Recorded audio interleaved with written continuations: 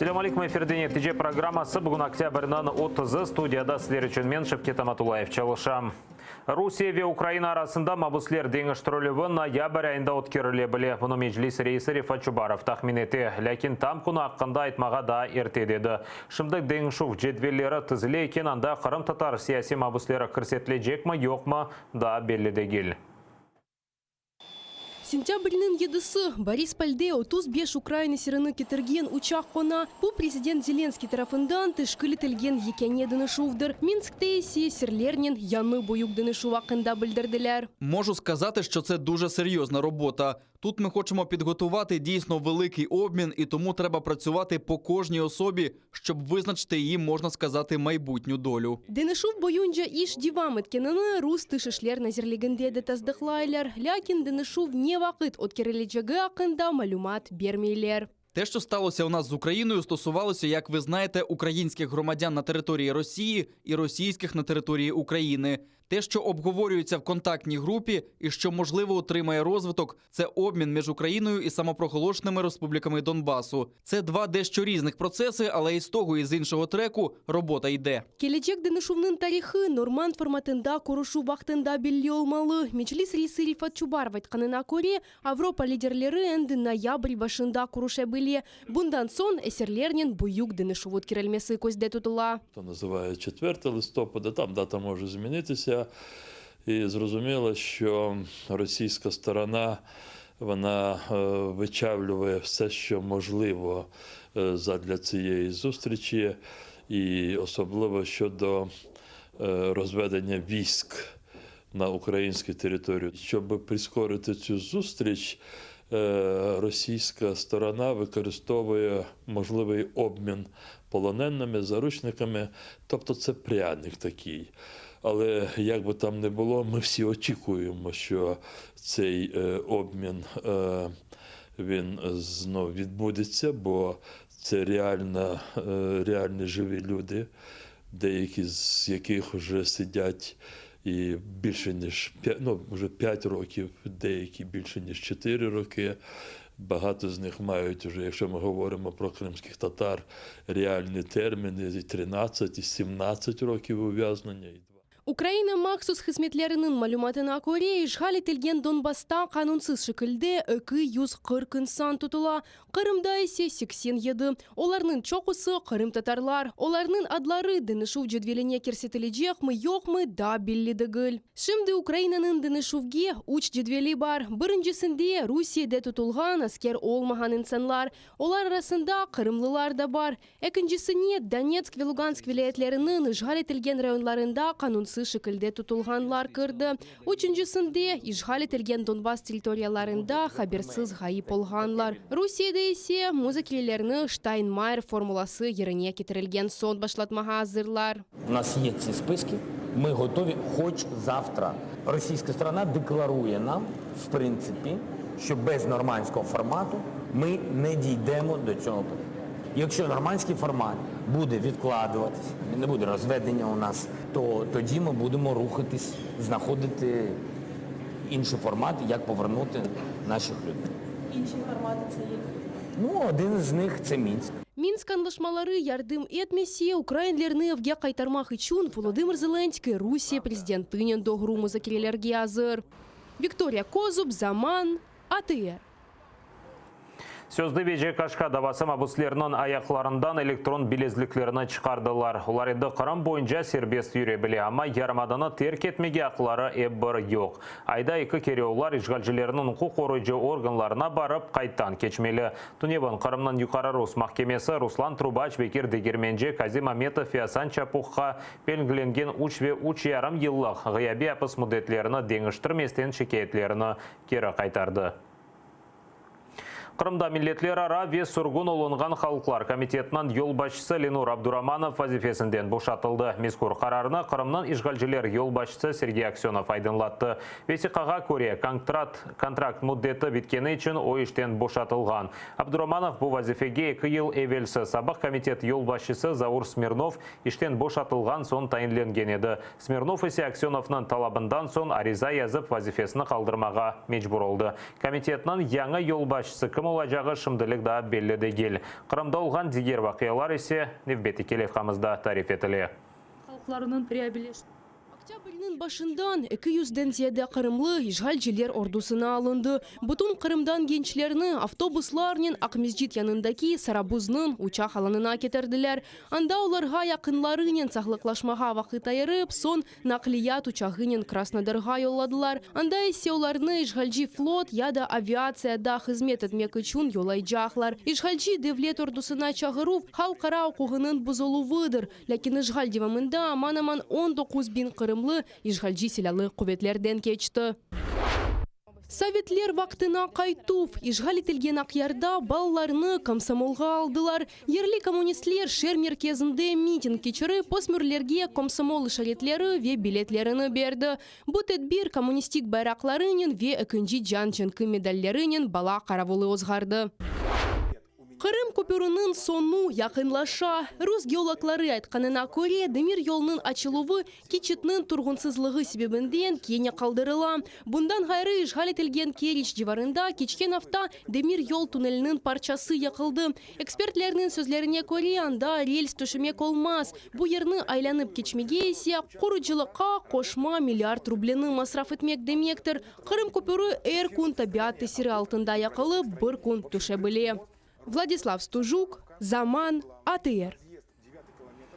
Украина президенті Владимир Зеленский бұйық күтлеви матбуат васталары Қырым меселесіне чоқча диққат айырмасына чағырды. Анда яшаған инсанларының проблемалары аққанда чоқча тариф етмек керек деді.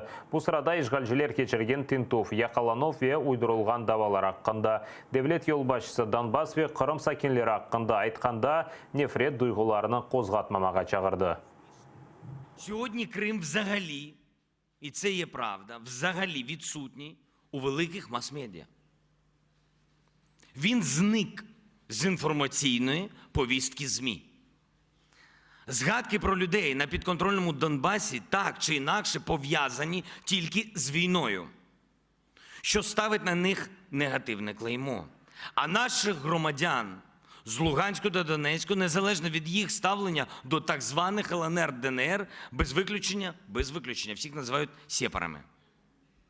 А в офіційній риториці вже стало нормою казати мешканці.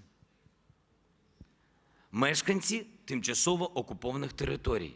І все менше згадуючи жителів Криму та Донбасу, ми говоримо громадяни України. Все менше і менше.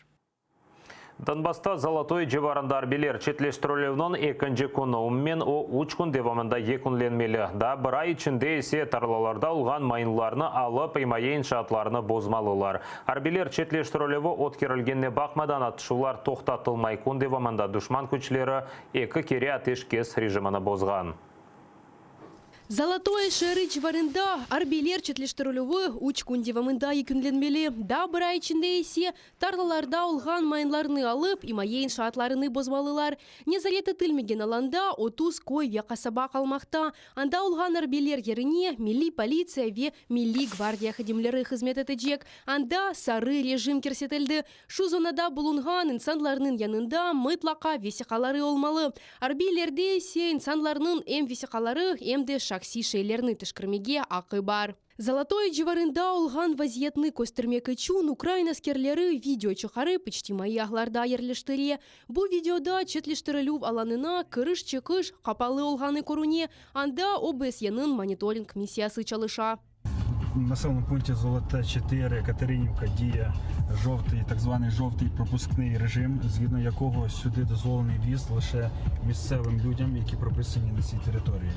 Тобто жодних журналістів, жодних волонтерів, будь-кого іншого сюди не будуть пропускати. Можу сказати, що населені пункти знаходяться в певній ізоляції. Арбелер четлештірілуі откерілгеніне бақмадан атышувлар тоқтатылмай. Күн девамында душман күчлері екі кере атеш кес режиміні бозған. Окупанти щоразу вели мінометні обстріли. Вночі розриви декількох ворожих мін калібру 82 мм фіксували наші захисники населених пунктів Зайцеве та Кримське. Також тут противник застосовував гранатомети та стрілецьке озброєння. Захисники України адекватним вогнем у відповідь та неухильно дотримуючись мінських угод щоразу примушували окупантів припинити обстріл. Киборг Николай Воронин душманын айны жилеги ақында яхшы біле. Беш елевелсы осавдашларынен берабер Донецкого лиманыны имайетті. Украина скерлері 242 күн турды. Олар бойсулмағанлық тымсали вемилли қараманлар олды. Киборг бүгін кербелер четлештірілуі Украина менфаатлары теслим етілмесіні таздықлайдей. Це ганьба і здача національних інтересів. Однозначно, і це видно. За день до того вони казали, що був обстріл на тій ділянці, потім кажуть, ні, не було. Вони брешуть про те, що забезпечують безпеку тим людям, які там лишилися. Ну і ось ми бачимо, обстріляли і знову Золоте, будьте ласкаві, там же, там де розвили. Украинар билері четлештірілгенінден Азов полқының гонуллилері мемнун дегіл. Қайдеткенлеріне көре, арбейлер четлештірілгеніне бақмадан олар о саланында қалып, керегі олса, ерлі сәкенлеріні имайейті жеклер. Чүнки руслар тарафындан провокация олабыле дейлер. Ми дуже добре розуміємо, якою ціною нам дається кожен метр і давався кожен метр української землі, як її важко захищати, як її ще важче відвоювати. Тому після інформації про розведення військ, які ми вважаємо виключно здачею українських інтересів, ми знову прийняли рішення та проявили ініціативу захищати місцеве населення та залишатись тут. Минск анлашмаларына көре, кі тараф осиля вербилеріні 1 километр месафеге четлештірілмелі. Украина анлашма мадделеріні еріне кетіргені вақыт дженкеверлер арбиталімлер башлатты. Наталья Барська, Заман, АТР. Владимир Зеленскийден женг тоқтатылмасы үшін учадым. Бірінші атышулар тоқтатылмасы екіншісі тарафларының узлашуы ве үшіншісі ғайып етілген регионларының реинтеграциясы. Халқара себесінде есе Русия еле музакире кечірмек керек деді. Бұны Devlet yol başçısı Mariupol'da кечірілген иқтисади форумда айтты. Оның сөздеріне көре, işgal етілген территориялар қайтаралмасының екене стратегиясы жоқ.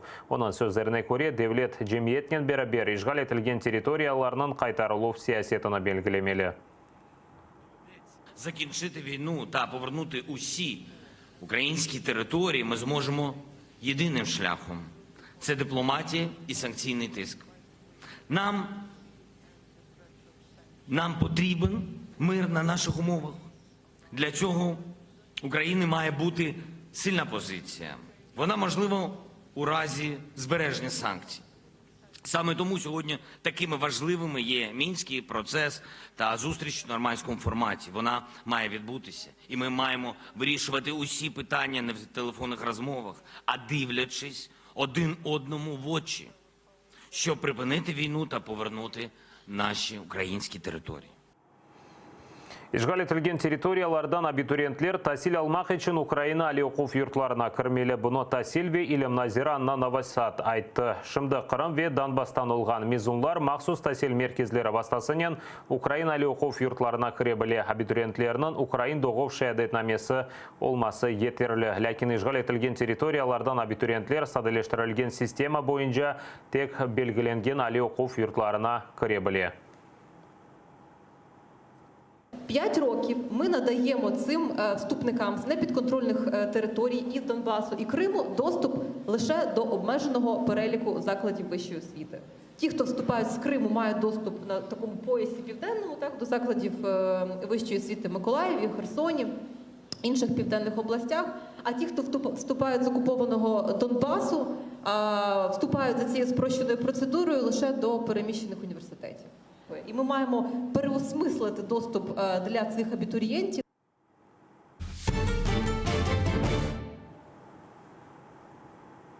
Украина ve Чечен халқынан ватанпервері ve Гонолли Аминакуева öldürülgenden 2 yıl толды. 2017 senesi октябрьнің 30-ында Киев civarında Акуева umur arkadaşı Адам Усмаев ile evine қайтқаны вақыт арабаға автоматнен ateş açtılar. Polis xadimlerinin malumatına көре kadın şu yerde can bergen. Адам Усмаев yaralandı. Cinayet kunundan 2 yıl keçkenine bakmadan hukuk korucu organlar ne cinayetçini ne de sımarış yapkan insanını belgilep olamadı. Принципиаль ве жесюр Киев полкы штабының yolbaşçысы Сергей Шаповал Аминаны бойле хатырлай. 2 yıllık hizmeti devamında onu Донбасның en sıcak noktalarında gördü. Вона не боялася смерті і як і в бою завжди лізла вперед, іноді навіть трохи гаряче. Майдан фаали, Киев ве Золоти ворота батальонларының аскері Джахар Дудаев адына батальонның тесішчелерінден бірі. Омыр арқадашы Адам Осмаевнен берабер Украин ве Чечен халқының сербеслігі үшін көреші еді. Шунын үшін 2 ел евелсі юзберген ұжымның сымары шетілгенінден ве бұтын қорантаны ольдурмеге істегенлерінден ічкемсе шубеленмеді. Це була дуже спланована акція, достатньо професійно. Стріляли як наверняка. Якби конкретно хотіли стріляти по міні, я думаю, то стріляв би снайпер. А якщо стріляли з автоматичної зброї, звичайно, розстрілювали весь автомобіль. Амина Акуеваның анасы Ирина Никифорова тариф ете Аминаны эптехтет етеділер. Қызы bu ақта құрантасыны ратсызлатмамақ үшін сусайды. О ұзының аяты ақта тариф етмеге пек sevmeyеді. Она, как истинно верующая мусульманка, жила в соответствии со своими глубокими убеждениями и верой в Всевышнего, и знала, что свой срок она примет достойно смерти, и так она ее приняла. Cinayеттен соң полис чеші түрлі вариантларны көзден кечірмеге башлады. Пара, арби қавға, амма эсас вариант Русияда чечен изыдыр. Я думаю, что это все звенья одной цепи. Есть определенные подозреваемые, но именно конкретно как процессуальное действие педозра еще никому не предъявлено. Уджум сырасында аятта қалған Адам Осмаев тақиқатқа пек ишанмай. Оның үшін затен бұ жинайетні ким сымарыш еткені белледір. Я считаю, что это все с России идет, и заказчики, и исполнители, поэтому мы и так как бы свое уже ведем расследование в этом деле. Да, и будем надеяться, что всех найдем, и они будут привлечены к ответственности. Полис көветчілері даванын ағыр олғаныны ве яқын заманда чезілмейжегіні ең баштан айтмаға башлады. Дава мили полисінің шақси незареті алтында олғанына бақмадан бұл күнге қадар не суалерге жауап берділер, не де қатиліні таптылар. Саме її вбивстві більш всього були зацікавлені ті, які переслідували іноземців, що захищали Україну в війні проти Росії. Отже, тут не виключена і висока вірогідність того, що це є російські спецслужби, але точку остаточно можна поставити тоді, коли справа буде доведена до кінця. Амина Украина халқының сербеслігі үшін жесурже күреші еді, амма тек күрешнен яшамады. Экранларыңызда АТР телеканалында чықарған программасының кадрларына көресіңіз. О, Кавказ қараманлары деп адландырылған программ yapmaға планлаштырайды. Анда Чечен халқының Совет ве Русия ишғаліне қаршы алып барған күреші айдынлатыла. Амина эп Украина ве Чечен халқының yolu бір олғанына ве Еңінде сонында тежавузчы девлетні енежегіне ишанайды. Амина эпосы программаларны тақдим етмеге етіштірмеді. Қатил құршыны оны ольдырды. Риана Алиева, Надия Михайлова, Заман, АТР. Хаста балаларға ярдым етмек үшін боксчы Артур Зиядинов кечкен ұрышында рингке шыққан футболкасын аукционға шығарды. Акция 1 ноябрьге қадар девам етежек. Истеген әрбір инсан Инстаграмда ерлештірілген пост алтында бермеге азыр олған фиатына язмалы. Артур Зиядинов футболканы имзасынен ең чоқ пара теклиф еткен инсанға йоллайжақ. Сегодня, листая интернет, наткнулся на страницу, где опубликованы публикации, в которых рассказывается о проблемах некоторых крымских семей в связи с болезнью или травмой ребенка. И меня посетила мысль выставить на аукцион, на продажу свою футболку. Делайте добро, добро вернется. Всем большое спасибо. Сила в единстве. Бұдақада нетіже программасы сонына етті епіңізге қайырлы ақшамлар тілейім. АТР-ден есе айырылмаңыз көрішкенже.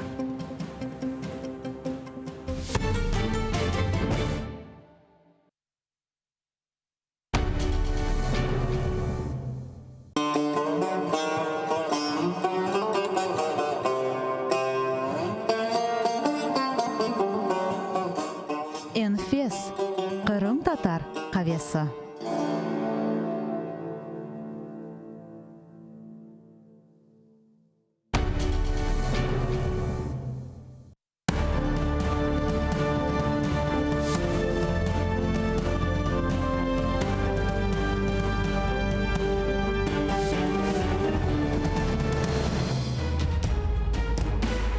день. Інформаційну естафету від моїх колег приймаю я, Катерина Вишневська. Найближчі 3 години разом із вами, і ми говоритимемо наживо про все, що стосується окупованого Криму, Донбасу, а також материкової України. Тож робіть атер гучніше, ми починаємо.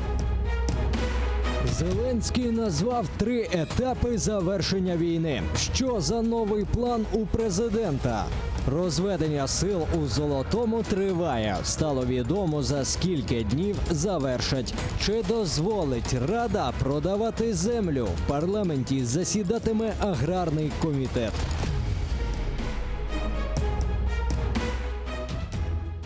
Вітаю всіх, хто долучився до прямого ефіру. Дякую, що обрали телеканал АТR. Катерина Вишневська разом із вами задля обговорення найгарячіших тем. І я вітаю нашого гостя Іван Заєць, народний депутат із 1 по 4 та 6 скликань. Добрий день. Добрий день. Розпочинаємо цю інформаційну годину із такої новини. Президент Володимир Зеленський розповів, як збирається повертати Крим і Донбас. Давайте послухаємо голову держави. Українському суспільству потрібно домовитись між собою. І це дуже важливо. Тому що сьогодні всередині країни існують абсолютно різні бачення у питанні повернення Донбасу і Криму. Помилково думати, що ми швидко та з легкістю повернемо Крим військовим шляхом. Сподіватися, що все це станеться за змахом чарівної палички. І наш підхід до реінтеграції Донбасу і Криму повинен бути зваженим і, найголовніше, прагматичним. Ми повинні чітко відповісти самі собі, яка наша головна мета. Чи реально це? Як цього досягти? Та на які компроміси ми готові заради досягнення цієї мети? Пане Іване, як вам така заява президента? Чи можна з неї зробити висновок, що така стратегія повернення окупованих територій є? Стратегія вже є. І тому ви думаєте, якусь нову стратегію я б не пропонував би сьогодні пану президенту і його команді. А стратегія, вона виходить із самого факту, що Росія є агресор. Вона здійснила збройну агресію проти України. Тобто вона розв'язала війну. І тому ми, як жертва агресії, повинні вимагати від Росії і від міжнародного співтовариства, щоб Росія покинула територію України, як і в Криму, так і покинула на окупованих ділянках Донецької і Луганської області. І якщо вже говорити про те, що суспільство має домовитися, як сказав президент, має домовитися про що? Про якісь межі там компромісів, як він говорить, і про щось інше. Перше, що треба, щоб домовилися, бо у самому суспільстві визріла думка, що це є війна. Війна Росії проти України. Що Росія зайшла на нашу територію не для того, щоб там поставити свій маріонетковий уряд, а для того, щоб знищити українську державу і знищити українську націю, інкорпорувати їх у тіло нової Російської імперії, щоб реалізувати цю політику глобального реваншизму. Російська влада, вона не задоволена тією ситуацією, в якій опинилася Росія. Росія сьогодні другорядна держава. Якщо в неї забрати, наприклад, ядерну зброю, так, то на неї б ніхто там би і не дивився на цю державу. Вона технологічно відстала, вона має дуже багато інших проблем, але амбіції такі, що вона хоче влаштувати світ по своїх лекалах, по своєму розумінні. І замість того, щоб підтягувати свій народ, свою державу от до цих висот демократичних країн, вони хочуть зліквідувати інститути безпеки, які є в світі, міжнародне право, сісти за один стіл і сказати, от тепер давайте з нуля почнемо робити. Все. От так, до речі, щодо міжнародки, ми до неї трошечки повернемося пізніше, але от триває вже другу добу розведення сил у Золотому. І давайте зараз переглянемо фрагмент бесіди представників спільного центру з контролю та координації зі спостерігачами ОБСЄ і повернемося до розмови. Дальше идет процесс протягом 30 дней разминирования участков, облагораживания дорог, убирания всяких вот этих, там, допустим, инженерных перешкод на дороге. Через 30 дней верифицируем полностью, что разведение в золотом состоянии. Добровольці, що перебувають в Золотому, також зняли відео. На ньому місія ОБСЄ у районі розведення сил та цікавий коментар. Давайте подивимося, який. Рухаємося по маршруту село Катеринівка, Золоте 4. Катеринівка – це населений пункт, який згідно з плану відведення військ залишається в сірій зоні. Щойно спілкувалися з військовими, які стояли в Катеринівці, і їх зараз змушують відходити на територію, на дистанцію 1,5 кілометра. Зараз ми з вами зможемо спостерігати на контрольному пункті місію ОБСЄ, якої дуже багато. Тут дійсно дуже багато автомобілів, які спостерігають за так званим відведенням українських військ. В населеному пункті діє в населеному пункті Золоте 4, Катеринівка діє так званий жовтий пропускний режим, згідно якого сюди дозволений в'їзд лише місцевим людям, які прописані на цій території. Ось що, власне, відбувається зараз у Золотому. А ви вітаєте цей процес? Так, не можна сказати, я вітаю цей процес чи не вітаю, тому що я дивлюся на це відведення військ як на елемент якоїсь великої такої стратегії. Так от, про цю стратегію ми нічого не знаємо. І тому така недовіра сьогодні нашого суспільства до влади, бо ми не знаємо, а що буде за цим кроком. Якщо вже закінчити це перше питання, що ми з вами обговорювали, що перше, що треба в суспільстві дійти згоди, це зрозуміти, що це повноцінна війна Росії проти України, і ми повинні діяти, ми повинні готуватися повернути ці території по різних напрямках.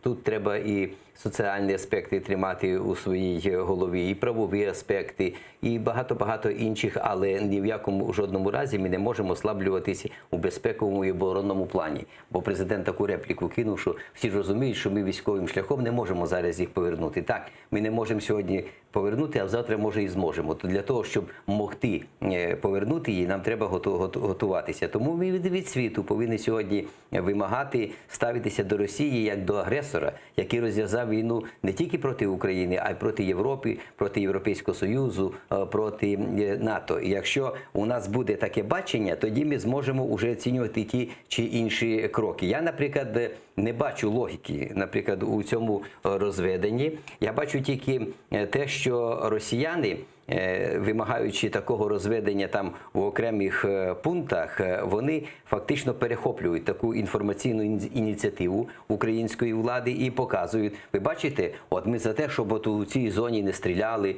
ми за те, щоб тут був мир, тому ми, от росіяни, піклуємося про українських громадян. А ми поведемося на ці всі речі, замість того, щоб казати, почекайте, хлопці, у нас, якщо вже ви тримаєтесь цих мінських домовленостей, а я вважаю, що вони вже кінчили своє життя нормальне, і біда ж у тому, що теперішня влада клонує якраз ці мінські домовленості по одному із найбезпечніших пунктів. Ну, тим не менше, це розведення, воно по мінських домовленостях відбувається, так? От давайте зараз подивимося карту, де і як саме воно відбувається, і повернемося. В місцях розведення біля Золотого на Луганщині має бути створено буферна зона 2 на 2 кілометри. Така сама зона розведення має бути і біля Петрівського на Донеччині. На майбутнє заплановано демілітаризовану зону завширшки в 2 кілометри вздовж усієї лінії розмежування. Екс-командир Азову певен, коли процес розведення завершиться, Росія завдасть удару. Андрій Білецький має прогноз, скільки населених пунктів захопить противник. Ми здамо 30 населених пунктів, частина з яких є стратегічними пунктами. Коли ми відведемо зі всіх 30 пунктів, от тоді, безумовно, вони їх і займуть. Займати ж окремо там станицю Луганську або Золоте, ну, це несерйозно, це не надто великий прикуп для того, щоб цим займатися. От дійсно, якщо говорити про це розведення, залишаються населені пункти у сірій зоні. Так, а ви ж розумієте, там, де є сіра зона, там створюється вакуум безпеки. А там, де створюється вакуум безпеки, туди обов'язково лізуть. І ясно, що вони туди полізуть, тут без жодного сумніву росіяни будуть там, без жодного сумніву, бо вони ще не відмовилися. Так от я до чого веду. Ми повинні триматися іншої логіки. Якщо вже ми дотримуємося мінських домовленостей, ми повинні стояти дуже чітко на безпекових питаннях. Для чого нам сьогодні розводити, будемо так сказати, війська або відводити війська? Росія тут начебто збоку. От ви знаєте, це ж стріляють там найманці, чи хто там, у них сепаратисти, чи ще хтось. Але ті, хто стріляють з того боку, це є якраз і регулярні війська Росії. Це Росія найняла цих людей для того, щоб здійснювати свою збройну агресію проти України. Тому ми повинні вимагати від Росії припинення вогню просто, як від агресора. Припиніть вогню по всій лінії і не треба ніяких тих розширень, тому що якщо є бажання стріляти, то ці розширення аж ніяк, жодним чином не вплинуть, наприклад, на безпекову там ситуацію. Тобто Росія просто затягує нас у таку дискусію, затягує у такі процеси, де ми не бачимо кінця і краю. Отже, ми повинні стояти на своїй логіці. Росія – це агресор, забирайтеся з нашої території, забирайте війська, припиняйте стріляти. Це ніяка не громадянська війна. І ті люди, яких ви видаєте як сепаратисти, чи як найманці, як журналісти кажуть, чи там бойовики і так далі, це є підрозділи російських військ, тільки ірегулярних військ. Є регулярні війська, і є ірегулярні війська. От Росія сьогодні здійснює окупацію українських територій як за допомогою регулярних російських військ, так і регулярних російських військ. Тому тут немає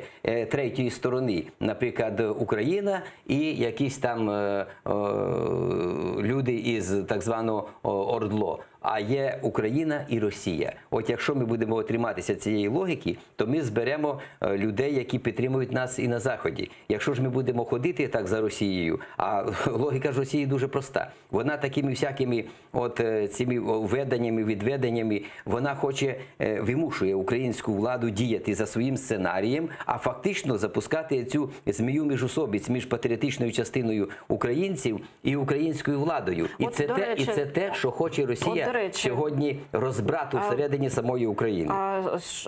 Під Офісом президента вчора збиралися люди, які проти розведення сил. Вони палили фаєри, кричали «Ні капітуляцію». Давайте подивимося, згадаємо, як це було. Ні капітуляції! Ні капітуляції! Ні капітуляції! Ні капітуляції! Ні капітуляції!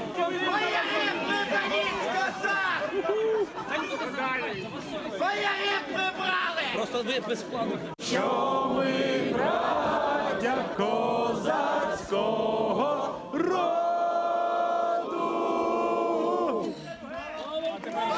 Героям слава! Понад усе!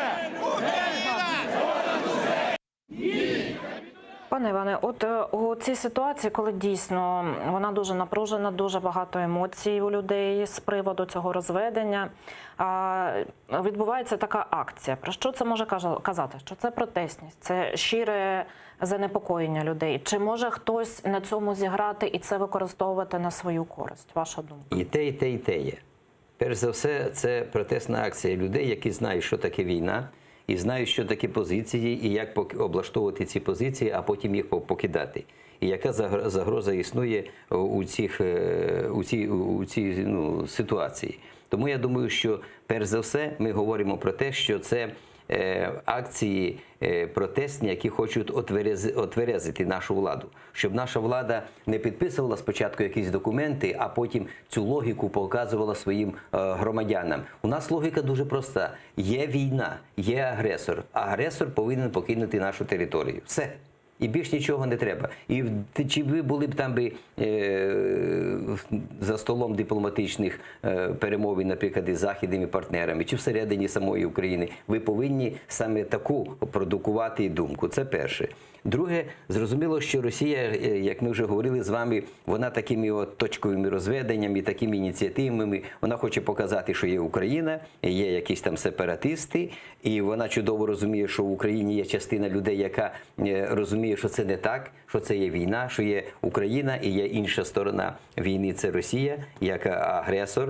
І вона буде намагатися підбурювати всередині через свої спецслужби і так далі оцей процес протистояння. Тому тут треба виявити мудрість як з боку нашої влади, так і з боку наших людей. Влада повинна бути більш відкритою у таких речах, бо тут немає чогось такого таємного. Це йде війна. І тут логіка дуже проста, і мета дуже проста. Вигнати агресора із нашої території, вигнати ворога із нашої території і відновити суверенітет і територіальну цілісність України. А коли нам кажуть, що ми там потім щось підпишемо, а це відкриває якісь двері до якихось там домовленостей, в це я не повірю вам, як людина, яка трошки розуміється в політиці і в інших речах.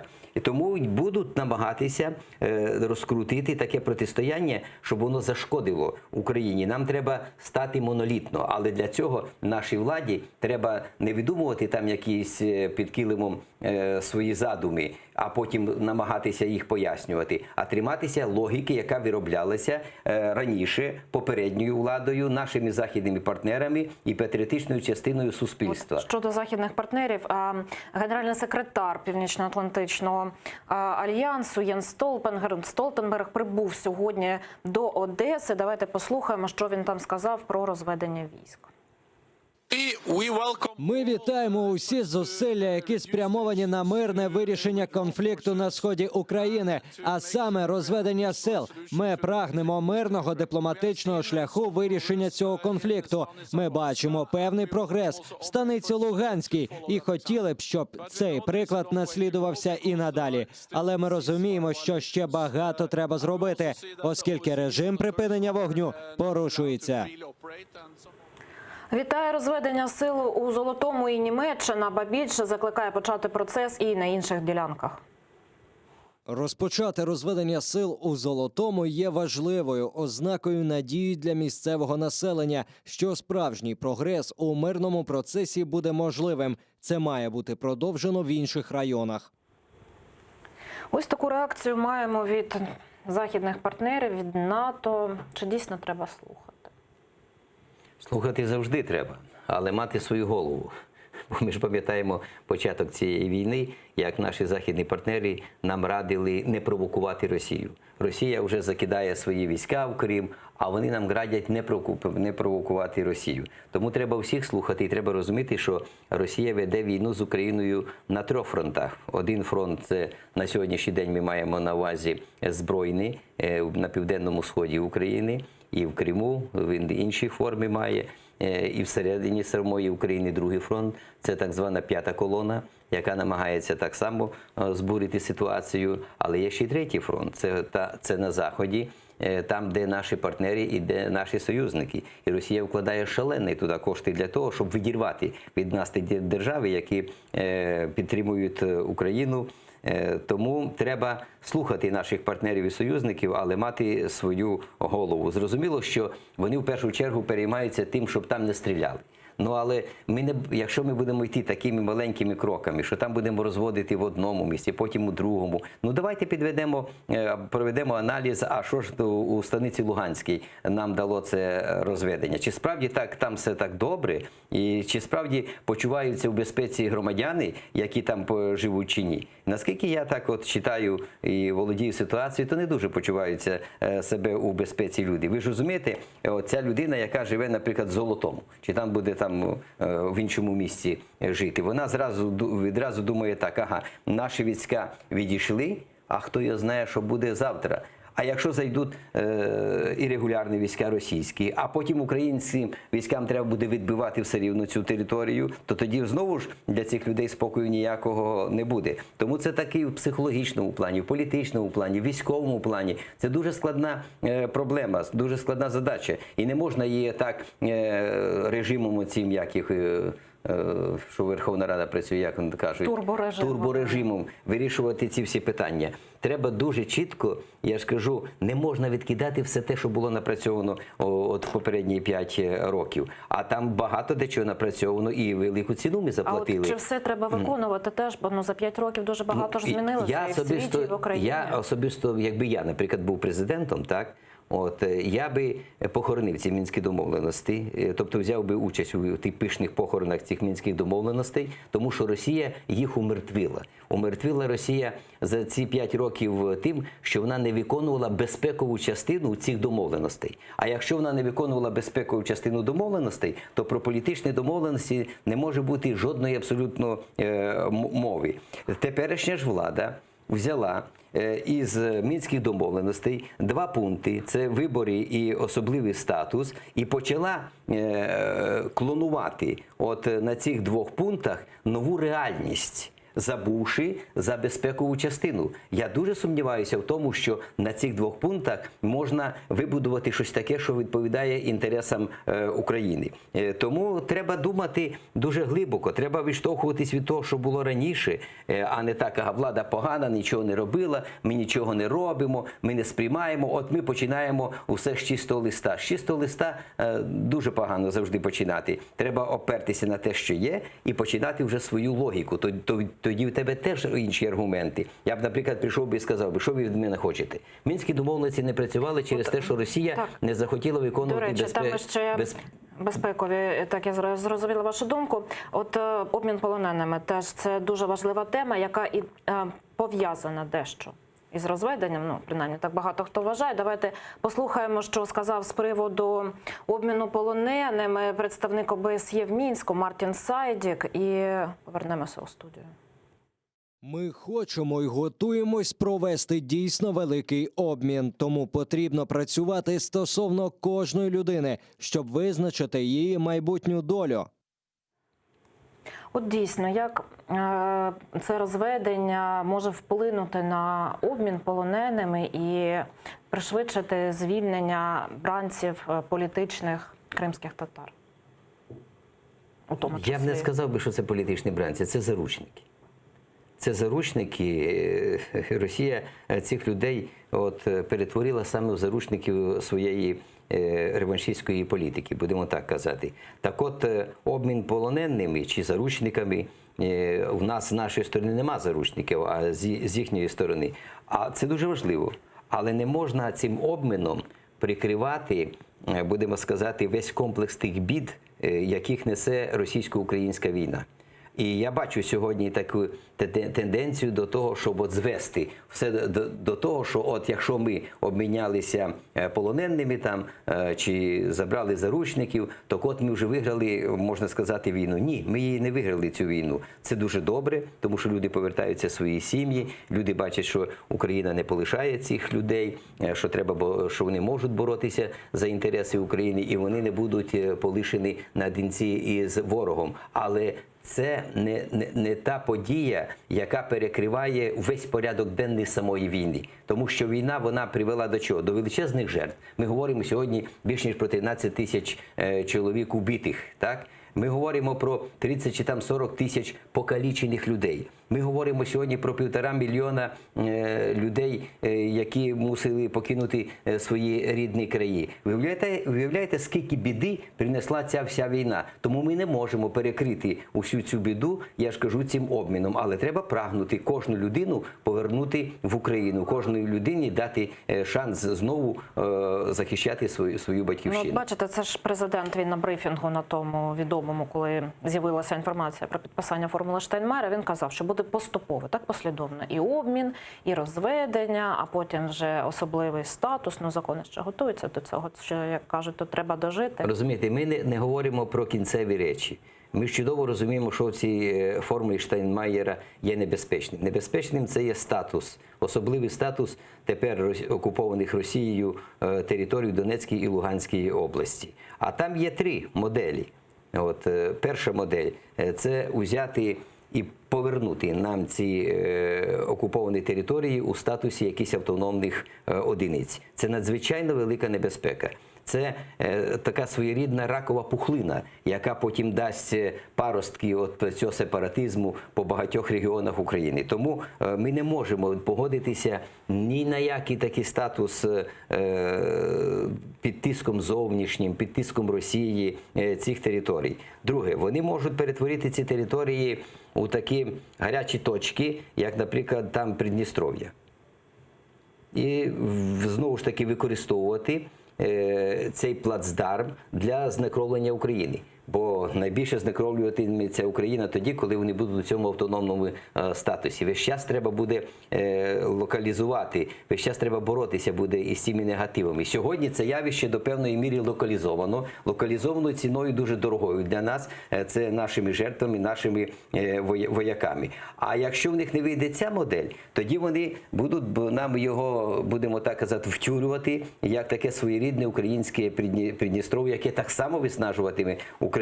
І третє, це те, що просто взяти і анексувати цю територію. Оскільки для російської влади, для російського народу приращення території – це провідна звізда, путіводна звізда, так, зірка, так, вони будуть весь час тримати в голові і цей задум.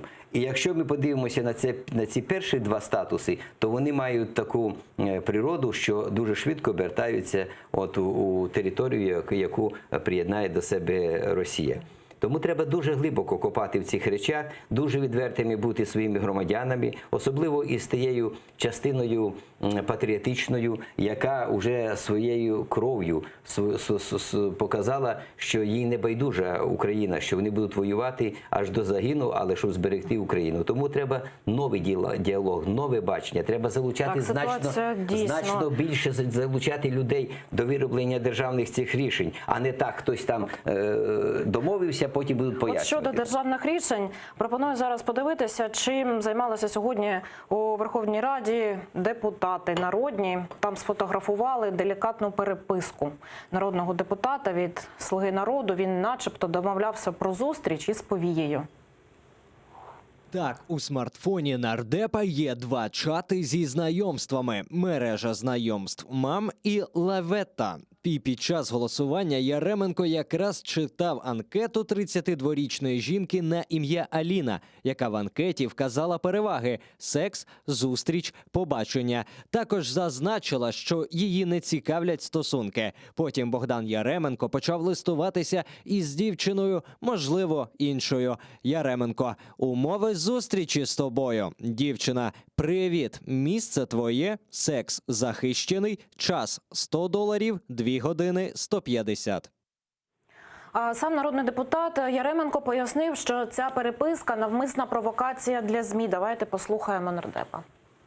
Журналісти, які намагаються підгледіти щось, спостерегти, сфотографувати, це важко назвати журналістами, навіть не намагаються взяти коментарі у тих, за ким вони підглядають, що відбувається і так далі. От проти цього ми виступаємо. І ми, звичайно, слідкуємо за тим, що відбувається зверху, розуміючи, що ці провокації будуть продовжуватись. І, власне кажучи, хоча колеги попереджали мене цього не робити, деякі виступали проти, я вирішив свій спосіб таким чином продемонструвати протест, показати, що це не журналізм. Це знущання над фактично інформаційними потоками, знущання над людьми. Коли щось побачили, не перепитали, не з'ясували і викинули як жовтий смажений факт. А не треба говорити про те, чого немає. Пане Іване, ви досвідчений народний депутат. Як вам така провокація?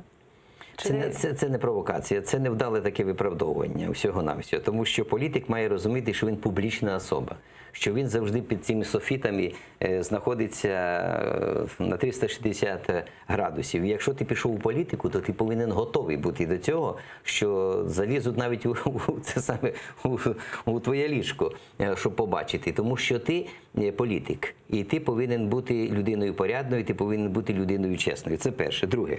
Якщо говорити сам цей перегляд, якщо це провокація, то рахуйте, скільки часу ви, молодий чоловіче, втратили не для того, щоб думати, про що говорять у Верховній Раді, які ухвалюють рішення, чи про те, як відбувається сьогодні протистояння із ворогом, а про те, як там, знаєте, розслабитися, хай буде це спочатку віртуально, в інтернет-мережах із якоюсь там дівчиною і так далі. Це не та провокація. І не можна провокувати журналістів, як він говорить, не можна робити такі експерименти у площині, будемо так сказати, де для великої кількості людей це аморальні, будемо говорити, речі. На аморальному ґрунті такі речі не роблять. Тому знаєте, зараз є таке слово «хайп».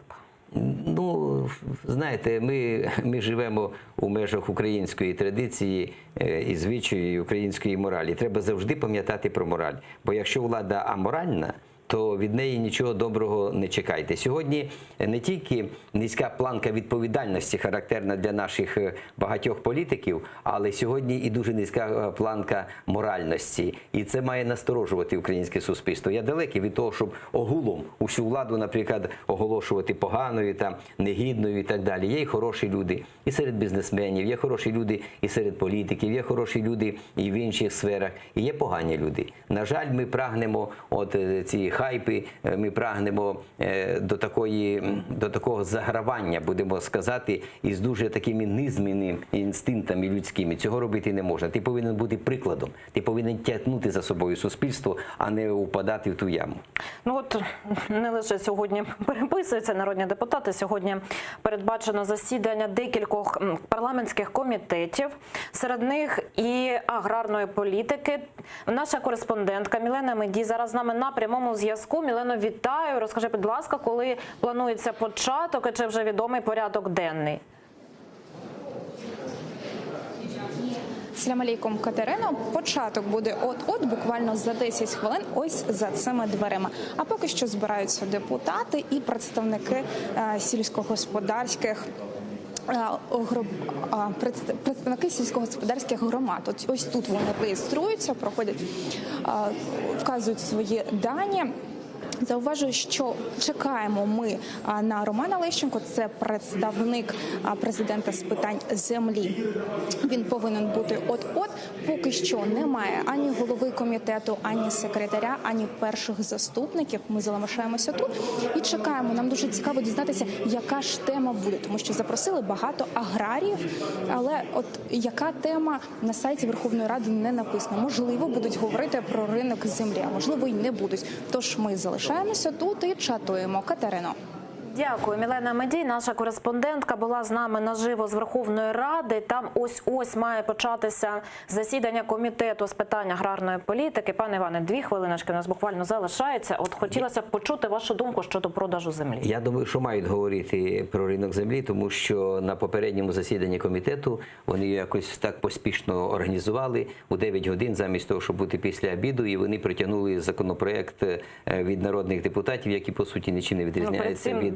Перед цим, до речі, бо в комітеті там була сварка.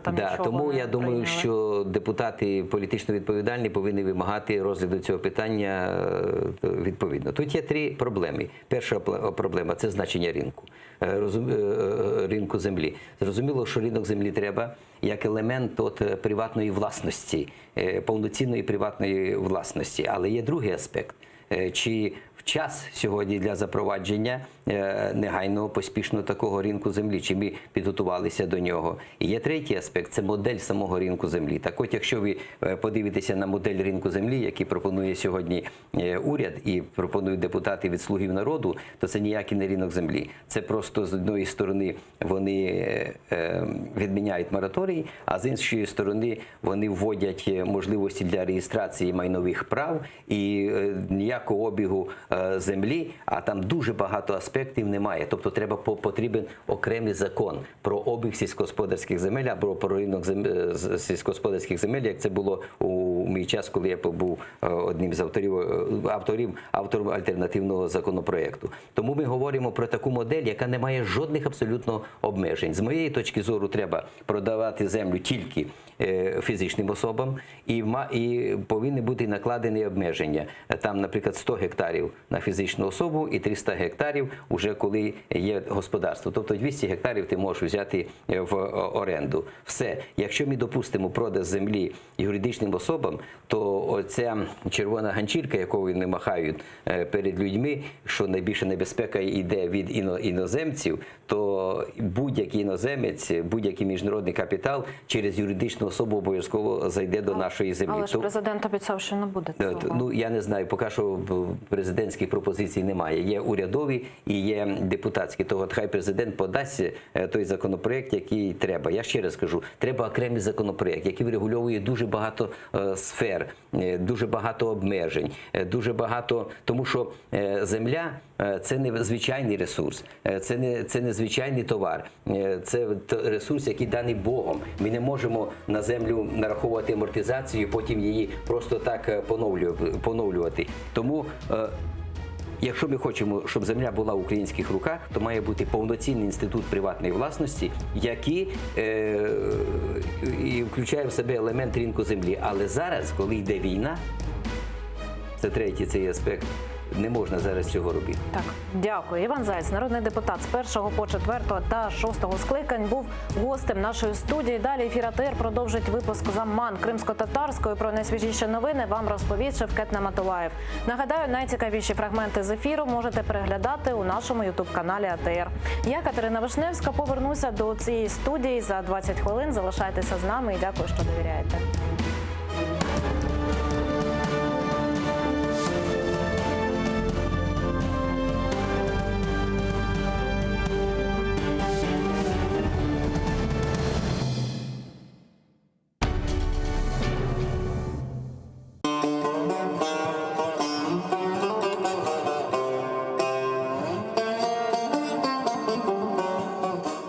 Enfes, Qırım-Tatar qavesi.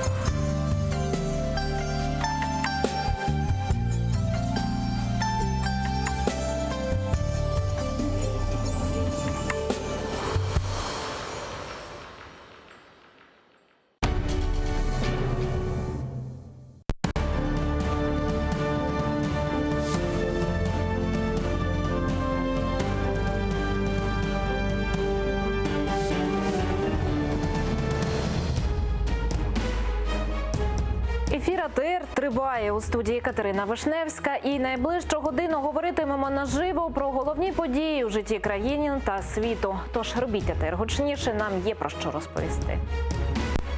Зеленський розповів, як повертатиме Донбас і Крим. Що за новий план у президента?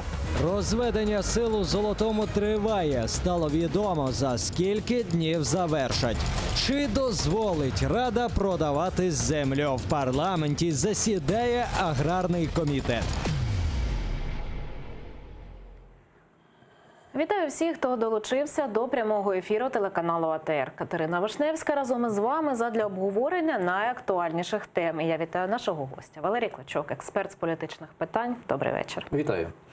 Президент Володимир Зеленський розповів, як збирається повертати Крим і Донбас. Давайте послухаємо голову держави. Українському суспільству потрібно домовитись між собою. І це дуже важливо. Тому що сьогодні всередині країни існують абсолютно різні бачення у питанні повернення Донбасу і Криму. Помилково думати, що ми швидко та з легкістю повернемо Крим військовим шляхом. Сподіватися, що все це станеться за змахом чарівної палички. І наш підхід до реінтеграції Донбасу і Криму повинен бути зваженим і, найголовніше, прагматичним. Ми повинні чітко відповісти самі собі, яка наша головна мета. Чи реально це? Як цього досягти? Та на які компроміси ми готові заради досягнення цієї мети? От дуже багато було розмов про те, що у президента і його команди нема стратегії повернення окупованих територій. Після цього виступу можна сказати, що є стратегія? Навряд чи. Я думаю, що є лише загальні такі образи, про які говорять, але навіть вони не мають конкретики. Єдина конкретика в цьому питанні для мене зрозуміла, для всіх – це мир. Так, і сьогодні саме на цій підставі, на цьому підґрунті дуже багато спекуляцій, тому що теза, яка лунає одна – мир не за будь-яку ціну, так, і мир не шляхом втрати території, але це фрази більш загальні. Вони дійсно, мені не подобаються, тому що за ними ховається предметна розмова. На жаль, президент в своїй промові також не дає відповідь, але, можливо, це і обумовлено тим, що він і не може дати відповідь з низки причин. Тому мені хотілося б це вірити, бо простіше всього нічого не робити, залишати ситуацію, як була, воювати і далі, а дуже складно щось вчиняти. І те, що вчиняє сьогодні влада, в моєму розумінні, вона продовжує політику Порошенка в цьому сенсі. Я не вважаю, що це щось дуже погане. Дійсно, це треба робити, принаймні треба спробувати. Спробувати те, що було почато ще за попередньої влади. Тобто реалізовувати Мінські угоди. Який буде результат? Сьогодні передбачити, звичайно, тяжко і складно. Але ми з тим спроби мають бути. Тим не менше, вже другу добу триває розведення сил у Золотому. Давайте зараз подивимося фрагмент бесіди представників спільного центру з контролю та координації зі спостерігачами ОБСЄ. Дальше идет процесс протягом 30 дней разминирования участков, облагораживания дорог, убирания всяких вот этих, там, допустим, инженерных перешкод на дороге. Через 30 дней верифицируем полностью, что разведение в золотом состоянии. Добровольці, які перебувають у Золотому, теж зняли відео. На ньому місія ОБСЄ у районі розведення сил. Та цікавий коментар. Давайте подивимося, який. Рухаємося по маршруту село Катеринівка, Золоте 4. Катеринівка – це населений пункт, який згідно з плану відведення військ залишається в сірій зоні. Щойно спілкувалися з військовими, які стояли в Катеринівці, і їх зараз змушують відходити на територію, на дистанцію 1,5 кілометра. Зараз ми з вами зможемо спостерігати на контрольному пункті місію ОБСЄ, якої дуже багато. Тут дійсно дуже багато автомобілів, які спостерігають за так званим відведенням українських військ. В населеному пункті діє в населеному пункті Золоте 4, Катеринівка діє так званий жовтий пропускний режим, згідно якого сюди дозволений в'їзд лише місцевим людям, які прописані на цій території. Ось така там зараз ситуація. Якщо говорити про цей процес розведення, ви взагалі його вітаєте? Так, звичайно. Я говорив, що кроки повинні бути. Але мені так здається, що важлива не моя думка, так, в цій ситуації, а важливо те, як ми об'єктивно це оцінюємо. Тому що, на жаль, саме цей процес активно сьогодні педалюють і використовують в політичних цілях. Якщо брати до уваги те, що в нас відбувається, зокрема, не випадково президент сказав, що зверніть увагу, що нам треба якось дійти однієї думки в суспільстві, хоча, вважаю, це неможливо буде. Є прихильники, які залишатимуться на стороні абсолютно ніякого відведення, продовження війни. Це їх позиція. Є частина людей, які вважають, що треба відводити. Тому ми маємо сьогодні говорити, знову повертатися до тої точки, з якої ми почали ще рух у 2014 році, у вересні місяці, коли підписували Мінськ-1, а потім вже Мінськ-2 у 2015 році, в лютому.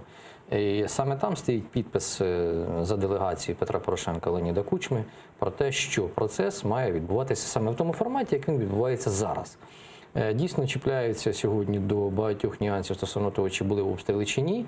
Чому я говорю чіпляються? Тому що дуже неоднозначна інформація лунає. Сьогодні я слухав навіть очільника Луганської новопризначеної обласної державної адміністрації, і він також говорить дуже неоднозначно про те, що обстріли є, немає, різна інформація лунає, що, мовляв, треба спиратися на звіти ОБСЄ. Ми всі розуміємо, як ОБСЄ буде працювати, але, ви знаєте, мені видається, що дійсно треба пробувати в цьому сенсі робити якісь рухи. Для чого? Аби зрозуміти безперспективність або перспективність Мінських угод. Інакше ми цього не зрозуміємо ніколи. Це в теорії бути не може, лише практично треба розуміти. От давайте зараз подивимося, власне, як саме і де планується розведення, а потім повернемося до розмови. В місцях розведення біля Золотого на Луганщині має бути створено буферна зона 2 на 2 кілометри. Така сама зона розведення має бути і біля Петрівського на Донеччині. На майбутнє заплановано демілітаризовану зону завширшки в 2 кілометри вздовж усієї лінії розмежування. Екс-командир Азову певен, коли процес розведення завершиться, Росія завдасть удару. Андрій Білецький має прогноз, скільки населених пунктів захопить противник. Здамо 30 населених пунктів, частина з яких є стратегічними пунктами. Коли ми відведемо зі всіх 30 пунктів, от тоді, безумовно, вони їх і займуть. Займати ж окремо там станицю Луганську або Золоте, ну це несерйозно, це не надто великий прикуп для того, щоб цим займатися. А долучаємо до нашої розмови Олега Старікова, військового експерта. Пане Олеже, добрий день, як нас чути? Добрий день, слышу хорошо. От щойно ми почули думку Андрія Білецького, що після того, як будуть залишатися наші населені пункти, там невдовзі їх будуть захоплювати. От ваша думка стосовно розведення, стосовно того, що населені пункти залишаються в сірій зоні, будь ласка. Ну, дело в том, что такие заявления, что если войска разводятся и та территория будет захвачена противоположной стороной, так называемым первым, вторым армейским корпусом, это такие заявления, они ведут к дискредитации наших вооруженных сил, а также разведсообщества и контрразведывательных органов, и в том числе и Национальной гвардии. Дело в том, что любой выпускник военного училища, вот который закончил военное училище, становится на должность командира взвода, лейтенант, он вам напишет систему обороны взводно-опорного пункта своего взвода в обороне. И он там распишет, что, как и почему необходимо сделать для того, чтобы контролировать противника, своевременно выявить его намерения, а также атаку, которая есть. А тем более с учетом современных средств, технических средств, разведки, контрразведки и тому подобное. Поэтому это какие-то странные заявления. Дело в том, что, смотрите, данная проблема, она носит два характера. Первое – военная. Я военную комментировать, я уже прокомментировал. И всегда, вот кто-то, если комментирует военные вопросы, вы спрашиваете всегда, уважаемый, а есть ли у тебя военное образование? А какое у тебя воинское звание? А какую ты должность занимал? Вот это, потому что люди комментируют, которые не имеют военного образования, это то же самое, что я сейчас начну комментировать, ставить диагноз, медицинский диагноз кому-то. Поэтому это выглядит смешно. Пане Олеже, ваше звання яке? Що? Ваше звання яке? Полковник. Звання яке у вас? Полковник. Я полковник и занимал должности стратегического уровня и тем более имею заслуги перед государством. Что вы еще хотите у меня узнать? Какое у меня образование? Так, добре, пане Олеже, тоді, вибачте, що перебила, продовжуйте вашу думку, будь ласка. Нет, я поэтому говорю, спасибо большое, что я вот вас прошу впредь, что перед тем, вот когда начинают военные вопросы, вот так же самое и спрашивайте, какие должности занимал и тому подобное. Это будет правильно, потому что вот я теперь перехожу к политической составляющей. Дело в том, что вот этот вопрос имеет военную составляющую, политическую. Сейчас еще чуть-чуть про военную. Генеральный штаб при получении команды от Верховного Главнокомандующего разработал всю систему охраны, обороны и разведения и предусмотрел все возможные направления возможного главного удара, как это защитить и нанести сокрушительный удар и перейти в контрнаступление. Это они уже давно разработали. Они уже эти планы спустили вниз до взвода включительно. Я так думаю, уже провели 1000 совещаний и заинструктировали командиров взводов до последнего командира взвода. Это первое. Второе. В той системе работает так же самое Служба безопасности Украины, который будет обеспечивать, когда войска разойдутся, жесткий контрразведывательный режим. Пане Олеже, вибачте, що перебиваю вас. Так, скажіть, будь ласка, що ви більше взагалі в цій ситуації вбачаєте? Військової стратегії чи політики? Вот я, спасибо, значит, я военно отбрасываю. Теперь политики. Да, вот это в основном политика. политика, потому что идет дело в том, что люди у нас имеют право на свою точку зрения? Имеют. Значит, власть в связи с низкой коммуникацией с населением проиграла информационную войну? Проиграла. Поэтому политики на этом и играют. Они правильно делают. Они себя позиционируют. Они повышают свой авторитет, повышают свою узнаваемость, повышают количество людей, кто будет за них голосовать. Это совершенно правильно. Я считаю, это делается совершенно правильно. Дякую вам, пане Олеже. Олег Старіков, військовий експерт, був із нами наживо. Пане Валерію, от ваша думка. Дійсно, політики у таких заявах, вони меседжі можуть розповсюджувати про те, що зайде Росія, забере території? Так вони їх і розповсюджують. Я тут з Старіковим погоджуюсь, що дійсно це сьогодні, я говорив, ще раз повторюю, це просто цинічно експлуатується сьогодні з метою, для того, щоб з єдиною метою майбутнього повернення до влади сьогоднішніми опозиційними силами. Але парадоксальна річ, що вони говорять речі, які абсолютно протирічать тим діям, які вони вчиняли до того, як втратили владу. Я маю на увазі зараз європейську солідарність. Єдине, з чим я сьогодні не погоджуюся з паном Старіком, я його дуже поважаю як військового експерта, це дійсно великий знаток, великий знавець. Я не є військовим експертом, тому я часто посилаючись на його думки, його коментарі, скажу, що я не погоджуюся, що політики роблять правильно зараз, коли це використовують. Це не той випадок, коли саме війну треба використовувати для політичних дивідендів. Абсолютно не той випадок. От, до речі, вчора під Офісом Президента збиралися противники розведення сил, палили фаєри, кричали «Ні капітуляції». Давайте подивимося, як це було, і поговоримо про ці акції. Ні капітуляції! Ні капітуляції! Ні капітуляції! Ні капітуляції! Ні капітуляції! Вояки припиніть сказати! Вояки прибрали! Просто ви без плану. Що ми браття козацького роду! Героям слава! Понад усе! От, власне, якщо брати, так, це реакція була на початок розведення сил у Золотому. На вашу думку, що тут є і чого тут може бути більше? Це щире бажання людей і дійсно їхня незгода? Чи це хтось використовує настрої людей протестні на свою якусь користь? Що це було, на вашу думку? Тут, як на мене, це просто громадяни вийшли і протестують. Це нормально. Оце якраз нормально, тому що це прості громадяни, які не є лідерами думок загальносуспільних, вони виказують свою позицію. І це в демократичній країні, давайте я зараз, щоб мене зрозуміли, я без гасел, реально. В демократичній країні абсолютно нормально. Є ті, хто їх підтримує, хто ні. Ми маємо право на протест. Абсолютно.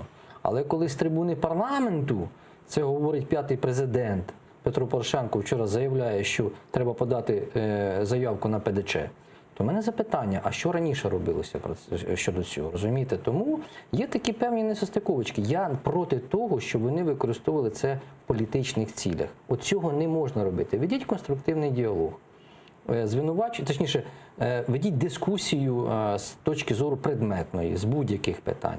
Але коли робляться такі закиди, то це не дуже правильно. Тому що, згадуючи акцію 14 жовтня, дуже потужна акція була, вона абсолютно нормально, пішла спокійно, дуже багато людей. Але ж ми розуміємо про те, що цю акцію хтось організував. І знову поява там лідерів думок є небезпечною. Але ж це День захисника вітчизни, і дуже багато ветеранів там було. Це не пересічні громадяни, я не про пересічних говорю. От непересічним там бути в таких місцях не треба. Не треба очолювати ці акції. А ви прогнозуєте такі спроби? Звичайно. Звичайно, лише просто питання часу. Якщо у випадку невдач, тому що в мене ж немає такого чіткого розуміння і гарантії те, що відведення військ, воно завершиться абсолютно успіхом. Я це не прогнозую, цього ніхто сьогодні не спрогнозує, це досить складно. І дійсно так і є. І у випадку невдач, то дійсно знову ці невдачі будуть піднімати на прапори.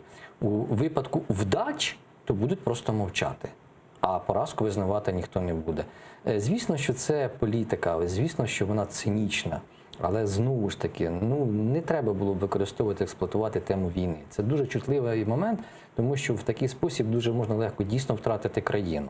Це без перебільшення. І треба бути дуже обережним з цим. Так, давайте повернемося до теми розведення військ. Генеральний секретар НАТО Єнс Столтенберг сьогодні прибув до Одеси, і там він привітав розведення сил у Золотому. Давайте послухаємо пряму мову. Ми вітаємо усі зусилля, які спрямовані на мирне вирішення конфлікту на сході України, а саме розведення сил. Ми прагнемо мирного дипломатичного шляху вирішення цього конфлікту. Ми бачимо певний прогрес в станиці Луганській і хотіли б, щоб цей приклад наслідувався і надалі. Але ми розуміємо, що ще багато треба зробити, оскільки режим припинення вогню порушується. А от на вашу думку, до таких промов чи треба дослухатися? Обов'язково. Вони, як на мене, є дуже показовими. Я мав нагоду по дорозі слухати, якраз перед виїздом до ефіру. І дійсно, ознайомлюючись, знову ж таки, я не є військовим експертом настільки глибоко, але мене цікавить саме політичний контекст відносин з НАТО. Тут дійсно дуже багато політичного у цьому питанні. От саме зараз перезавантаження відносин з НАТО, яке відбувається, воно так співпало, знаєте, кажуть, якими силами звище дано, що дійсно НАТО зацікавлено в Україні в рівній мірі, як Україна в НАТО, абсолютно в інших відносинах. Якими вони будуть, інформації сьогодні дуже замало. Але те, що Україна стане пілотним проектом для НАТО у поширенні своїх стандартів, це дуже класно. І от тут дійсно, можливо, не стільки заслуга там нової влади чи старої влади, недопрацювання, давайте це віднесемо за дужки, але так склалися обставини, що дійсно, що ми можемо на повну катушку це використати. І сьогодні візит дводенний, який проходитиме в Україні, мені так видається, що він стане такою, типу, пробою пера для самих представників НАТО, тому що очільник сам приїжджає, спілкування із політиками різних рівнів. До речі, а от що це означає, що цілий генеральний секретар приїздить? Я ж говорю, мені так здається, з огляду на ту інформацію, яка є, її дуже мало, що це буде абсолютне перезавантаження з усіма членами Альянсу, а Україна стане першими. Можливо, нам пощастить, можливо. Принаймні, є для цього передумови. Україна зробила немало, і попередні 5 років був ухвалений відповідний закон, який наближає нас серйозно до стандартів НАТО. Дійсно, це заслуга попередньої влади, тут мови немає, і це треба використовувати. Сьогодні, слава Богу, уряд цю програму не відкидає, він її продовжує, тому що в окремих моментах є, звичайно, перекоси. В цьому плані дуже добре, що так буде відбуватися. І, звичайно, мені б що кортіло, щоб НАТО не лише, вибачте, словами і заявами підтримувала, а це були дієві кроки. Які ці дієві кроки можуть бути?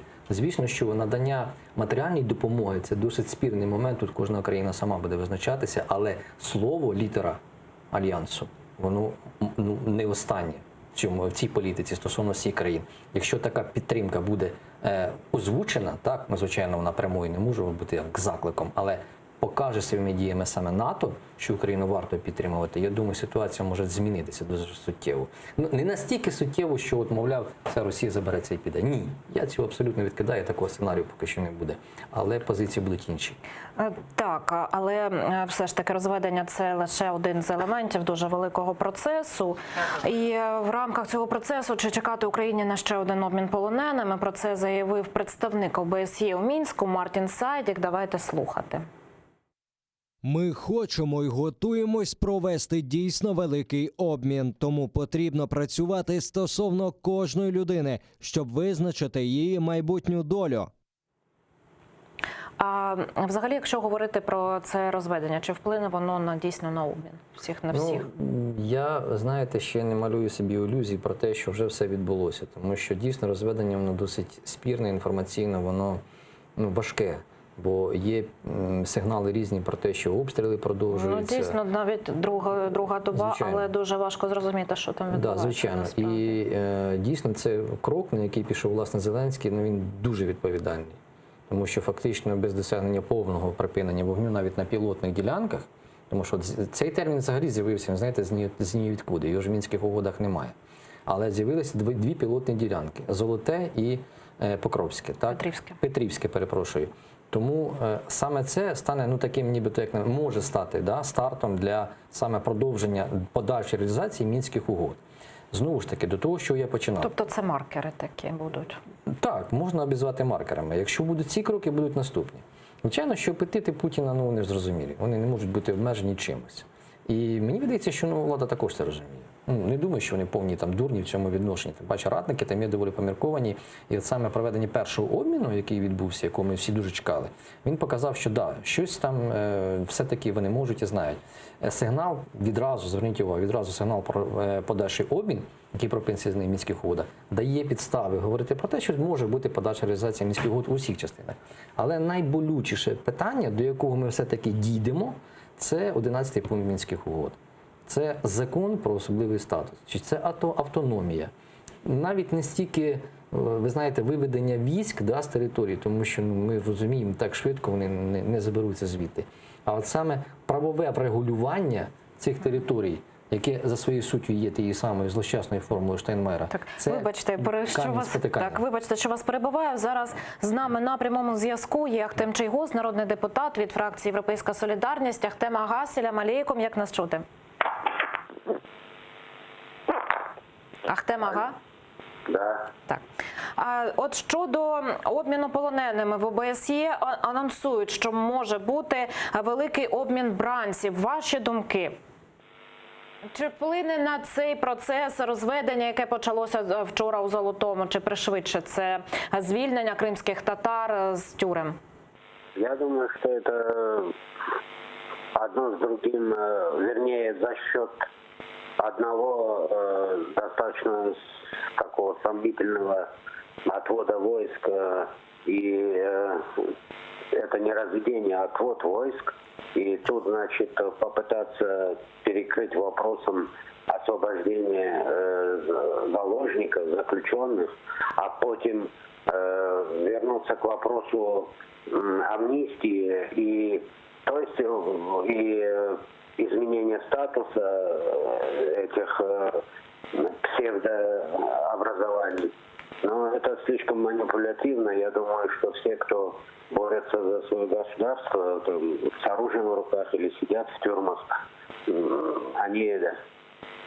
они должны возвращаться в страну, которая отвоевывает свои территории, а не сдает свои позиции. Дякую. Ахтем Чийгоз, народний депутат від фракції «Європейська солідарність», був із нами наживо. Ну, а ми йдемо далі, бо поки триває розведення військ у Золотому, у Верховній Раді сфотографували делікатну переписку народного депутата. Сфотографував кореспондент видання «Букви», і «Слуга народу» начебто домовлявся про зустріч із повією. У смартфоні нардепа є два чати зі знайомствами. Мережа знайомств «Мам» і «Лаветта». І під час голосування Яременко якраз читав анкету 32-річної жінки на ім'я Аліна, яка в анкеті вказала переваги – секс, зустріч, побачення. Також зазначила, що її не цікавлять стосунки. Потім Богдан Яременко почав листуватися із дівчиною, можливо, іншою. Яременко: умови зустрічі з тобою. Дівчина: привіт, місце твоє, секс захищений, час $100, 2 години 150. Сам народний депутат Яременко пояснив, що ця переписка – це навмисна провокація для ЗМІ. Журналісти, які намагаються підгледіти щось, спостерегти, сфотографувати, це важко назвати журналістами, навіть не намагаються взяти коментарі у тих, за ким вони підглядають, що відбувається і так далі. От проти цього ми виступаємо. І ми, звичайно, слідкуємо за тим, що відбувається зверху, розуміючи, що ці провокації будуть продовжуватись. І, власне кажучи, хоча колеги попереджали мене цього не робити, деякі виступали проти, я вирішив свій спосіб таким чином продемонструвати протест, показати, що це не журналізм. Це знущання над фактично інформаційними потоками, знущання над людьми. Коли щось побачили, не перепитали, не з'ясували і викинули як жовтий смажений факт. Не треба говорити про те, чого немає. Пане Валерію, як вам така провокація? А можна не коментувати це взагалі? Так щиро. Оцей випадок. Ви знаєте, я дійсно вважаю, що ця історія не вартує виїденого яйця. Самого. Я хотів би проговорити саме про те, що в «Слузі народу» відбувається. Не ця історія, інша. У «Слузі народу» сьогодні є дуже колосальна проблема. У них відсутній єдиний координаційний центр, який виробляв би конкретні меседжі і визначав би спікери, які продукували б їх. У цьому їхня проблема. А ця самодіяльність призводить до того, що вони будуть втрачати. І втрачати дуже суттєво репутаційно. Це вже за 2 місяці, це вже третій скандал. Звичайно. І скандал пікантний. Мабуть, не третій. Це пікантні тільки скандали, назвімо так. Мені вони всі скандали, розумієте? Бо навіть коли там Дубинський, Арахамія по черзі починають говорити про різні речі, абсолютно які не координуються одна з одною. То мені хочеться сказати, друзі, там 73% людей, українців, голосували за вас всі. Ви якось зійдіться в одному місці. Проговоріть, що ви будете говорити. Так вони ж цілу школу проходили, трускавці. Я до чого й веду, що це серйозніший провал. Якщо вони не усвідомлюють цього і будуть і далі проводити такі експерименти, то дуже завтра вже навіть буде не 73, буде 63, 43. Я цього щиро не хочу. Я просто не хочу, щоб Україна знову помилилася, тому що експериментів з нас досить. Нам, врешті-решт, потрібно щось треба робити. Так само у 2014 році, я вже говорив неодноразово, не в одному ефірі, я щиро бажав новообраному президенту успіху. Успіх будь-якого президента – це успіх мій особистий. І успіх усієї України. Не буде успіху, ми знову будемо мати провали. Знову підемо на дочасні парламентські вибори. Я цей сценарій бачу зараз абсолютно очевидним, він розвивається. Якщо «Слуга народу» цього не розуміє, нехай вже готується до цих виборів. Але тут бачите ще яка історія, що ми знову бачимо змішані інформаційні акценти і знову з боку «Слуги народу» це відбувається. Конкретно якого випадку? В цьому випадку цієї переписки, у випадку, коли до поліграфа була прикута увага. Я ж про це що про говорю. це думаєте? Я ж про це говорю. У них не напрацьований єдиний центр, де дійсно той самий темник для них треба писати. Що, друзі, у нас така партійна позиція. А може це темник такий? Я вас прошу. Тобто ви виключаєте, що цю інформаційну ви мене все-таки витягуєте на коментар цієї теми. Я не витягую, я хочу зрозуміти, тут дійсно це провокація, це дурість, чи це навмисно зроблено, щоб змістити інформаційні акценти і від чогось відволікти увагу? Це нерозуміння у «Слузі народу», створення єдиного координаційного центру, вироблення меседжів, які б показували б партійний напрямок. Оце є проблема. Я можу це, і я дозволю собі розцінювати це лише з цієї точки зору. З точки зору чиєїсь ініціативи, промаху, це їхнє власне. От запитали журналіста Яременка, він дав пояснення, все, нехай люди це їдять. Да? А я, як експерт, бо я, по-перше, і себе поважаю, я не хочу просто це коментувати. Це дурість. А от взагалі, ви сказали про те, що нема там координаційного центру. Дійсно, дуже велика фракція. Чи взагалі можна за такою великою наявністю людей якось їх скоординувати, щоб воно було однорідне все? Можна. Звичайно, субстанція, яка називає «Слуг народу», вона дуже неоднорідна. Але спроби були, і вони правильними, як на мене, це розділення на групи. Таких груп там чи 15, чи 16 створено, це нормально. Тому що управляти такою великою кількістю депутатів досить складно. Це нереально. Це неможливо за правилами менеджменту. Тому дійсно координатори цих підгруп, як на мене, вони вибрані неправильно і вони не вміють комунікувати між керівництвом і нижчими депутатами. Є градація депутатів, вона була, є і буде завжди, в будь-якому скликанні. Є ВІП-депутати, є меч-депутати. Це дійсно факт. Тому я там працював і знаю це сам.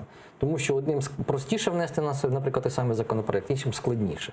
Від цього нікуди не подінешся. І депутати це розуміють, і вони абсолютно свідомо до цього, нормально, більшій чи меншій мірі до цього ставляться. Але управляти цією групою можна і треба. На сьогодні нема такого керівника. Я вважаю, що Арахамія в цій частині не справляється. Звичайно, йому складно, наприклад, постійно боротися з самим Дубинським, який зрозуміло, що його робота направлена на те, щоб реально цю фракцію порвати. Дійсно, це величезний організм, це великий колектив. Арахамія знав на що. А помилка в тому, що, персональний склад кандидатів підбирався абсолютно спонтанно і безграмотно. Не було системності підбору ні мажоритарників, ні списочників. Якщо там, наприклад, ще першу сотню набрали свого, товариш або ще там чийсь, я йому довіряю за цим принципом, то вже те, що пішло за другу сотню, там, вибачте, жахи. Там інколи народні депутати забувають, про що вони повинні розповідати в сесійній залі. Це дійсно теж факт є, і це є проблема. І вже з цією проблемою «Слуга народу» не справиться ніяк. Єдиний вихід у них, чому я говорю, це дійсно йти на перевибори. Я не виключаю, що навіть «Слуга народу» в цьому зацікавлена. Може бути такий сценарій. Але, знаєте, це настільки глибока конспірологія, що вже давати експертну оцінку, ну, трохи невдячно буде, як на мене. Не щиро, неправильно і не системно, не професійно. Так, взагалі, знову ж таки, якщо говорити про таку величезну монобільшість, от де закінчується розділення на групи і починається розкол? Там з МОНу проблема. Реально з МОНу проблема. Де вона починається, ну, цілісність вона втратила, як на мене. Тому що це показує чому я голосування. питаю, бо от про це багато кажуть дуже. Так, вона втратила, тому що от саме перехід уже звичайної роботи парламенту, про що було анонсовано після виступу Гончарука, прем'єр-міністр, що, мовляв, друзі, ви давайте збавляйте швидкість, ми з турборежиму, треба нам виходити. Це неправильно, як на мене, абсолютно. Якщо ви заявили про те, що ви нова влада, ви маєте працювати по-новому, не так, як 28 років тому працюйте по-новому. Перше, що вони повинні були б зробити, це змінити регламент. У мене часті спори виникають навіть з депутатами попередніх скликань, для чого її змінювати. Ну, от в попередньому скликанні намагалися реформу запровадити парламентську. Так, і провалили успішно 2 законопроекти наприкінці каденції. Ті, які були покликані фактично реформувати парламент. Це вказує на те, що вже там пізно хапалися, а вам треба це миттєво запровадити. Миттєво. І не було проблем навіть з тим розподілом комітетів, що ми, вибачте, 2 місяці, десь місяці півтора, ми обговорювали лише розподіл комітету. Ну це маразм, реально маразм. Тому у цій частині зараз «Слуга народу» попав, як я говорю, він попав в дуже неприємну історію. Їх втягнули в правила гри традиційної української політики і з ними тепер грають. Грають не вони, їх грають. Тому для того, щоб цю ситуацію перезавантажити, вже просто так повернутися буде нереально. Єдиний вихід, повторюсь, можливо, це дострокові вибори, але через зміну до Конституції, обмеження кількості депутатів. Такі варіанти розглядаються. Ну, набагато часу у нас залишається, дуже коротко. Як от різношерстна така група депутатів, фракція, так, вона ж має і електорат також різношерстний. Як вони будуть далі намагатися сподобатися всім? От чому ці вибори так відбулися? Вони відбулися швидше не завдячуючи «Слузі народу», а всупереч, завдячуючи Петру Порошенку. Він своєю командою створив такі передумови, що проголосували за «Слугу народу». Це важко не визнавати. Мені, десь по-людськи щиро хочеться, щоб він це визнав, зробив висновки. Але менше з тим, то справа його. «Слуга народу» має шалений кредит, який ще не зовсім втратив. І цей кредит підтверджується соціологічними дослідженнями рейтингу, буквально на секунду, які були проведені навесні цього року. Рік дали їм для того, щоб були реалізовані перші результати. Рік ми чекаємо, через рік побачимо. Дякую. Валерій Клочок, експерт з політичних питань, був гостем нашої студії. Далі ефір АТР продовжить випуск «Заман» українською. Про останні новини вам розповість Олеся Галич. Нагадаю, найцікавіші фрагменти з ефіру ви можете передивлятися на нашому ютуб-каналі. Я, Катерина Вишневська, повернуся до студії за 20 хвилин. Залишайтеся з АТР і дякую, що довіряєте.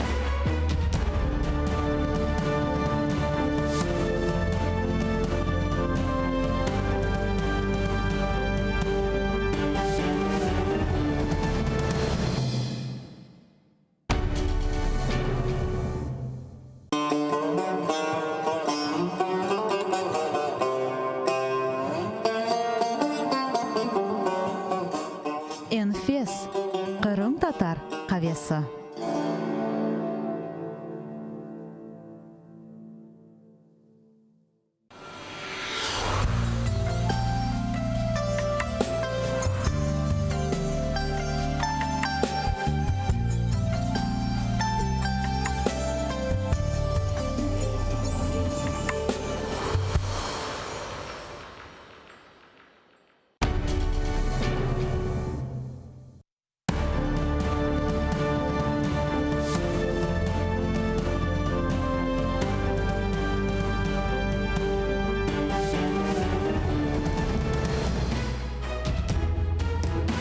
Ефір АТР триває. У студії Катерина Вишневська. І найближчу годину говоритимемо наживо про найцікавіші і найактуальніші події. Залишайтеся з нами, бо нам є про що розповісти. Зеленський розповів, як повертатиме Донбас і Крим. Що за новий план у президента? Розведення сил у Золотому триває. Стало відомо, за скільки днів завершать. Делікатна переписка. Нардепа спіймали на спілкуванні з повією. Сам він заперечує. Вітаю всіх, хто долучився до прямого ефіру телеканалу АТР. Катерина Вишневська разом з вами задля обговорення найактуальніших тем. І я вітаю нашого гостя Петро Охотін, політичний консультант. Добрий вечір. Доброго дня. Президент Володимир Зеленський розповів, як збирається повертати Крим і Донбас. Давайте почуємо голову держави. Українському суспільству потрібно домовитись між собою. І це дуже важливо. Тому що сьогодні всередині країни існують абсолютно різні бачення у питанні повернення Донбасу і Криму. Помилково думати, що ми швидко та з легкістю повернемо Крим військовим шляхом. Сподіватися, що все це станеться за змахом чарівної палички. І наш підхід до реінтеграції Донбасу і Криму повинен бути зваженим і, найголовніше, прагматичним. Ми повинні чітко відповісти самі собі, яка наша головна мета. Чи реально це? Як цього досягти? Та на які компроміси ми готові заради досягнення цієї мети? Отже, багато говорили, що нема у президента, у команди стратегії повернення окупованих територій. Сьогодні є така заява, там і кроки, і якісь аспекти. От тепер можна сказати, що ця стратегія є?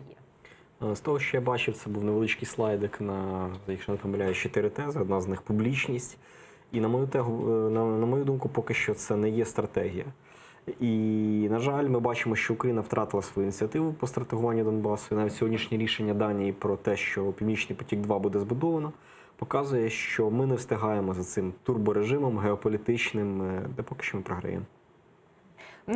Тим часом триває розведення сил у Золотому. Давайте зараз подивимося фрагмент бесіди представників спільного центру з контролю та координації зі спостерігачами ОБСЄ.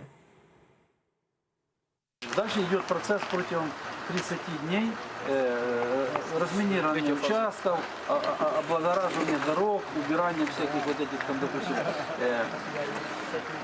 инженерных перешкод на дороге. Через 30 дней верифицируем полностью, что разведение в золотом состоянии. У Золотому також перебувають добровольці, вони теж зняли відео. На ньому місія ОБСЄ у районі розведення сил та цікавий коментар. Давайте подивимося, який. Рухаємося по маршруту село Катеринівка, Золоте 4. Катеринівка – це населений пункт, який згідно з плану відведення військ залишається в сірій зоні. Щойно спілкувалися з військовими, які стояли в Катеринівці, і їх зараз змушують відходити на територію, на дистанцію 1,5 кілометра. Зараз ми з вами зможемо спостерігати на контрольному пункті місію ОБСЄ, якої дуже багато. Тут дійсно дуже багато автомобілів, які спостерігають за так званим відведенням українських військ. В населеному пункті діє, в населеному пункті Золоте 4, Катеринівка, діє так званий жовтий пропускний режим, згідно якого сюди дозволений в'їзд лише місцевим людям, які прописані на цій території. Ось така зараз ситуація у Золотому. Там розведення військ, воно, принаймні, має бути зеркальним. От щодо цього процесу, ваші думки? Ви його вітаєте чи ні? Якісь зауваження, може, у вас є? В даному випадку, звісно, вітати ми його не можемо, тому що мир на умовах Російської Федерації є негативним явищем для України. І фактично ми зараз бачимо, що нам віддають територію з екологічною, з гуманітарною катастрофою. І ніхто не говорить про те, хто за це буде платити. Якщо за це не буде платити Російська Федерація, якщо не буде міжнародного плану допомоги, то очевидно, що платити будемо ми з вами. Більшими податками, додатковими зборами, падінням курсу валюти. Але в той же час просто критикувати президента в даному випадку важкувато, тому що є певний геополітичний контекст. Подивіться на Сирію, що там відбувається. Фактично сьогодні Україна – це курди Європи. Так як американці зараз вводять війська із Сирії, ми бачимо, що росіяни навіть заселяються в ці бази, і з цього приводу вже в інтернеті, в російському сегменті є багато роликів. Так фактично і зараз є велика угода по Україні. На жаль, бачимо, що Європейський Союз, Німеччина, Франція, США і Росія просто плещуть в руки від того миру, від того формату миру, який в Україні втілюється. А для нас це фактично такий загальмований соціальний вибух. тому що накопичено багато несприйняття, є різні цінності між людьми з двох територій. І фактично, коли ми говоримо про реалізацію формули Штайнмаєра, ми бачимо великий негатив. І мені здається, що основне, на чому зараз має комунікувати команда Зеленського за кордоном, це загрози, які Європа буде нести від якраз цього конфлікту, який може з'явитися в Україні далі. Так, трохи пізніше ми поговоримо про Захід і про НАТО також. А зараз давайте подивимося, як саме де планується розведення. Увага на екран. В місцях розведення біля Золотого на Луганщині має бути створена буферна зона 2 на 2 кілометри. Така сама зона розведення має бути і біля Петрівського на Донеччині. На майбутнє заплановано демілітаризовану зону завширшки в 2 кілометри вздовж усієї лінії розмежування. Екс-командир Азову Андрій Білецький певен, коли процес розведення завершиться, Росія завдасть удару. Давайте послухаємо пряму мову. Ми здамо 30 населених пунктів, частина з яких є стратегічними пунктами. Коли ми відведемо зі всіх 30 пунктів, от тоді, безумовно, вони їх і займуть. Займати ж окремо там станицю Луганську або Золоте, ну, це несерйозно, це не надто великий прикуп для того, щоб цим займатися.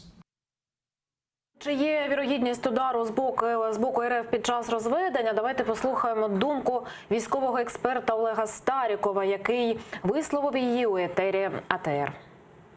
Такие заявления, что если войска разводятся и та территория будет захвачена противоположной стороной, так называемым первым и вторым армейским корпусом, это такие заявления, они ведут к дискредитации наших вооруженных сил, а также разведсообщества и контрразведывательных органов, и в том числе и Национальной гвардии. Это какие-то странные заявления.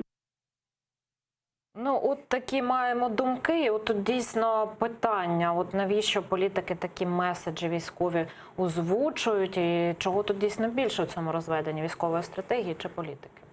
Ну, звісно, що політика – це суто політичне рішення, яке диктується геополітичним становищем України, відсутністю у нас зараз союзників і фактично міжнародним контекстом.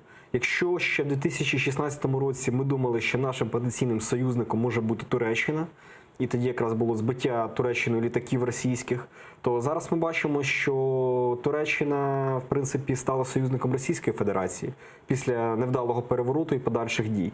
І якщо аналізуватимемо далі, то ми бачимо, що США згортає свою міжнародну присутність скрізь. ЄС і Франція хочуть розпочати торгівлю з Росією. Росія завершує ряд інфраструктурних проєктів у енергетичній сфері, це Північний потік-2. Ну добре, а про Золоте, якщо говорити, от каже Білецький, що якщо відійдуть наші війська, то тоді може зайти Росія, взяти 30 населених пунктів. А політики взагалі навіщо такі меседжі озвучують? От військовий експерт вважає, що це неправильно. Ну я не думаю, що росіяни прямо заведуть людей, але якщо у нас там не буде наших військ, ця територія може бути використана для провокацій.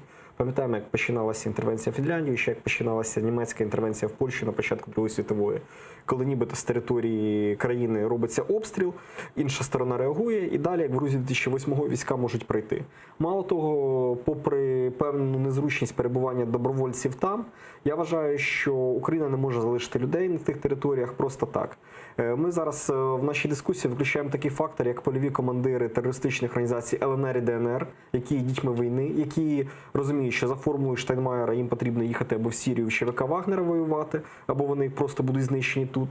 І вони теж здатні на провокації, щонайменше наостанок просто повеселитися, влаштувати гармидер в українських населених пунктах.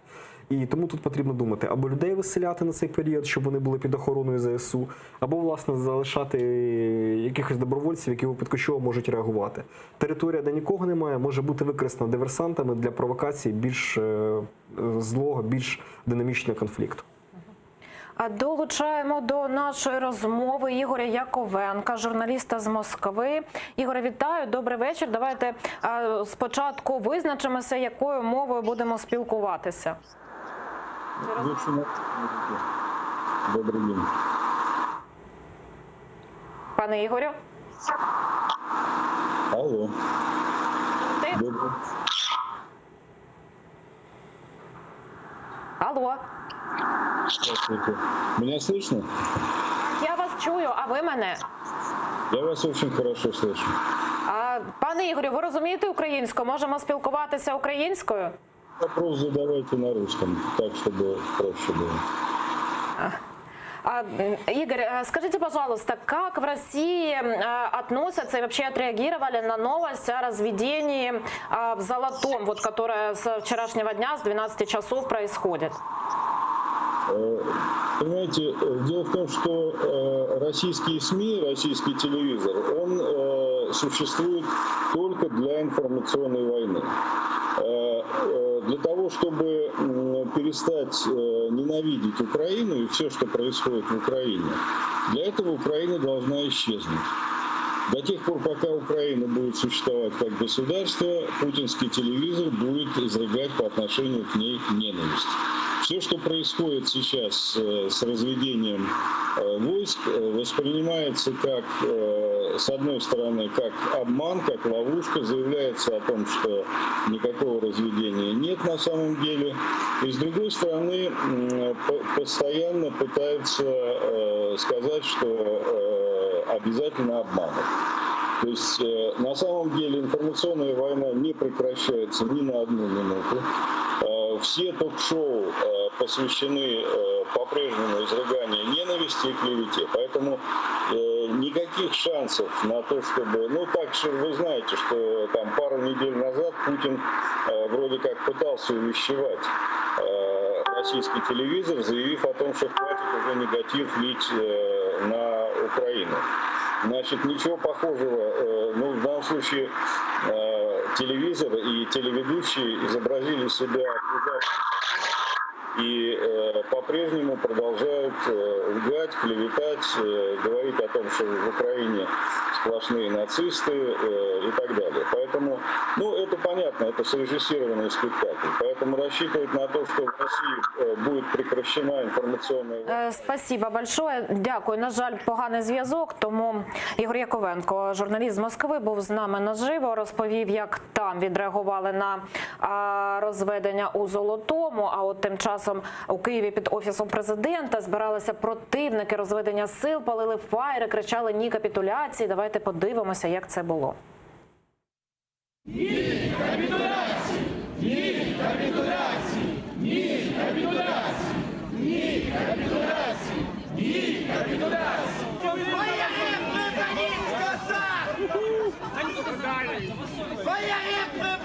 Просто ви без плану. Що ми браття козацького роду.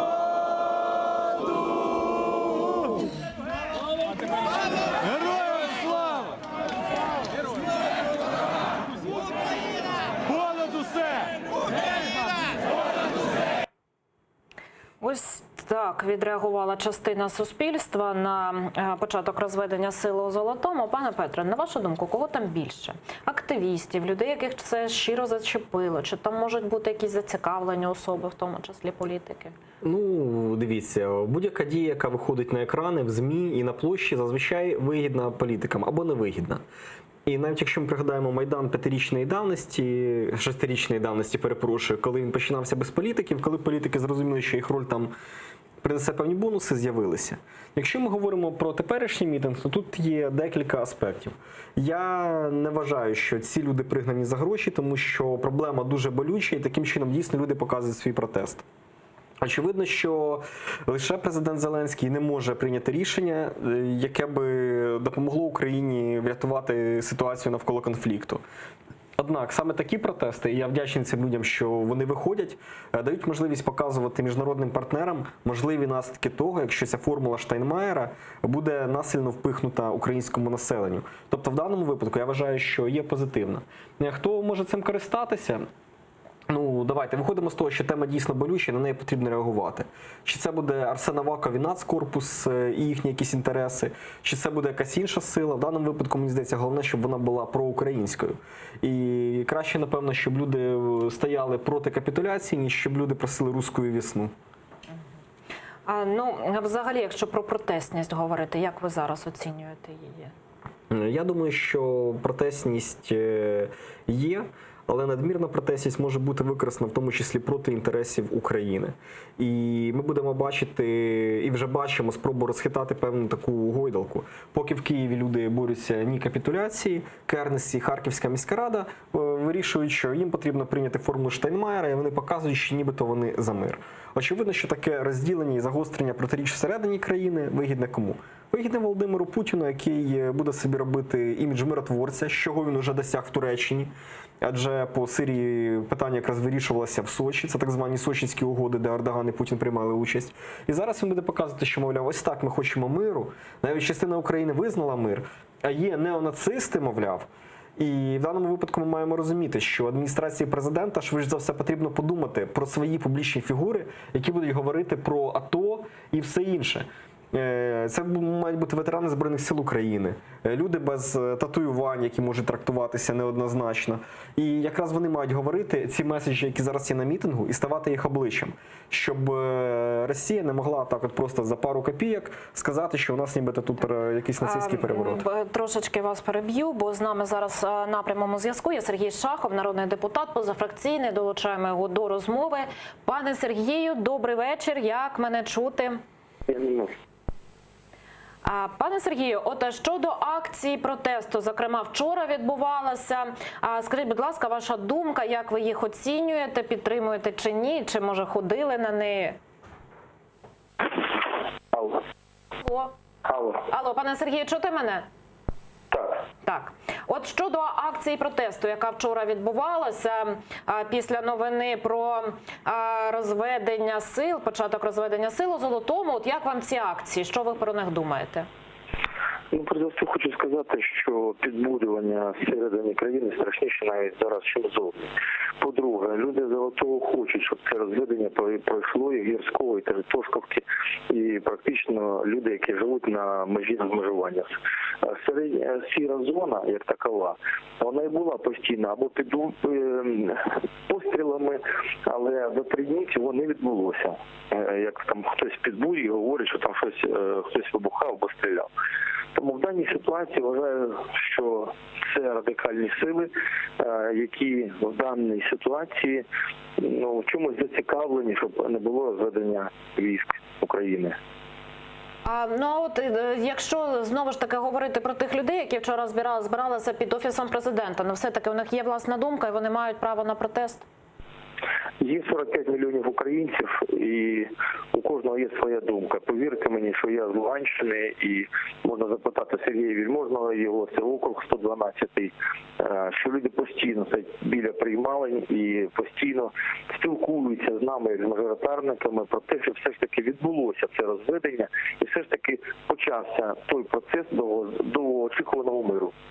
Дякую. Сергій Шахов, народний депутат, позафракційний, був із нами наживо. А ми переходимо до наступної теми. Генеральний секретар НАТО Єнс Столтенберг сьогодні прибув до Одеси, і там він привітав розведення сил у Золотому. Давайте подивимося, як це було.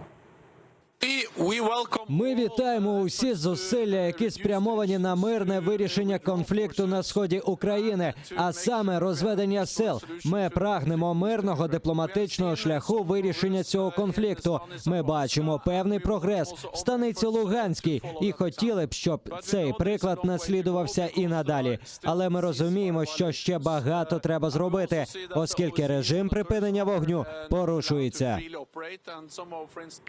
От така думка Єнса Столтенберга. Пане Петре, от на вашу думку, нам треба дослухатися до наших партнерів? Ми вже дослухались до того, що у нас відбувається. Що вони можуть нам порадити, що вони можуть сказати? Інтереси їхні зараз вже зрозумілі. І, в принципі, такий вихід по Україні з точки зору США був зрозумілий, коли Трамп з Кім Чен Іном фактично тиснув руки. По тому, що хоче робити Росія, теж було видно, коли вони атомні електростанції починали будувати в Угорщині і Фінляндії. І Україна весь цей час просто виглядала як певний бідний родич, який погряз у корупційних скандалах. І просто, щоб президент, який там є півроку зараз при владі, міг щось вирішити щелчком пальцю, як ми можемо повпливати? Можливо, ми готові до повного вторгнення Російської Федерації на нашу територію з авіацією, бомбардуваннями? Ні, не готові. Хто нас захистить? НАТО не буде за нас воювати. Хто наші потенційні союзники, з ким потрібно працювати? Очевидно, що нам потрібно зараз доносити те, що Російська Федерація несе, які будуть ризики від того, що Україна потрапить в орбіту Російської Федерації, передусім економічні і соціальні, і готувати велику мережу культурної дипломатії, адресатами якої мають бути еліти, тобто люди, які роблять аналітику та приймають рішення в тих же США і Європейському Союзі. Якщо ж у нас далі окремо будуть стояти інтереси держави, окремо будуть стояти інтереси певних олігархів, які будуть думати, як швидше заробити, поки не почалося, і вивести це в офшори, то у мене прогноз поганий. Ми приречені бути притягнутими в орбіту Російської Федерації з усіма витікаючими наслідками. І я, ті люди, які були на Майдані, особливо ті люди, які воювали, фактично можуть повторити долю бранців. Якщо сюди знову буде приходити руський мір під якимись гаслами, то нам тут вижити буде дуже важко. Ну а взагалі, от в цій ситуації візит Єнса Столтенберга, генерального секретаря НАТО, до України, про що він може говорити? Про певний церемоніал, певний поклон з боку НАТО. Ми зараз перебуваємо в такій ситуації, де візити, які не підтримані військовою допомогою чи матеріальною, це просто знак доброї волі. Нас зливають і отак от хлопають по плечу. Заспокойтесь, хлопці, все буде добре. Ну і перейдемо до Верховної Ради. Там сьогодні скандал, делікатну переписку нардепа сфотографував кореспондент видання «Букви». Слуга народу начебто домовлявся про зустріч із повією. Давайте подивимося, як. Так, у смартфоні нардепа є два чати зі знайомствами. Мережа знайомств «Мам» і «Лаветта». І під час голосування Яременко якраз читав анкету 32-річної жінки на ім'я Аліна, яка в анкеті вказала переваги – секс, зустріч, побачення. Також зазначила, що її не цікавлять стосунки. Потім Богдан Яременко почав листуватися із дівчиною, можливо, іншою. Яременко: умови зустрічі з тобою. Дівчина: привіт, місце твоє, секс захищений, час $100, 2 години 150. Народний депутат Богдан Яременко вже відреагував і заявив, що це була провокація для ЗМІ, навмисна провокація. Давайте послухаємо прямо мову. Журналісти, які намагаються підгледіти щось, спостерегти, сфотографувати, ну, це важко назвати журналістами, навіть не намагаються взяти коментарі у тих, за ким вони підглядають, що відбувається і так далі. От проти цього ми виступаємо. І ми, звичайно, слідкуємо за тим, що відбувається зверху, розуміючи, що ці провокації будуть продовжуватись. І, власне кажучи, хоча колеги попереджали мене цього не робити, деякі виступали проти, я вирішив от свій спосіб таким чином продемонструвати протест, показати, що це не журналізм. Це знущання над фактично інформаційними потоками, знущання над людьми. Коли щось побачили, не перепитали, не з'ясували і викинули як жовтий смажений факт. Не треба говорити про те, чого немає. Ну, власне, як вам така провокація, і чи взагалі це можна назвати провокацією? Якраз поки сидів у вас прямо перед вами, 2 пости на цю тему написав, озвучую їх з вашого дозволу в ефірі. По-перше, я вважаю, що в журналістиці мають бути червоні лінії. Червоні лінії мають бути і в замовників різних піар-кампаній. Тому що просто так політичні якісь фотографії не розповсюджуються. Хочу звернути увагу, так от зараз у полі вікні ми бачимо, як депутат роздивляється фотографії дівчат на сайті знайомств. Я з цього приводу пожартував, що у мене в самого за містом є 2 рабині для БДСМ-сесії. Мені було б неприємно, щоб хтось бачив мою переписку з ними. Це, звісно, жарт. Етична сторона в тому, що що дуже погано, коли цькування просто людини стає певним таким бізнесом. І на ринку є ряд чорних політтехнологів, які займаються лише цькуванням, тому що вони вважаються не дуже рукопожатними. В даному випадку головним конфліктом є не те, що він з кимось переписувався, а те, що він переписувався в робочий час.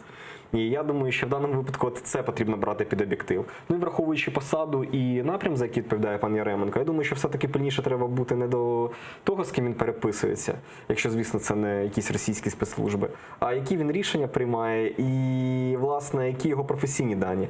Можливо, якраз цим скандалом приховується якийсь значно більший провал От, до речі, я вас хотіла запитати про це, що ми знову бачимо певне переключення уваги, знову з боку «Слуги народу».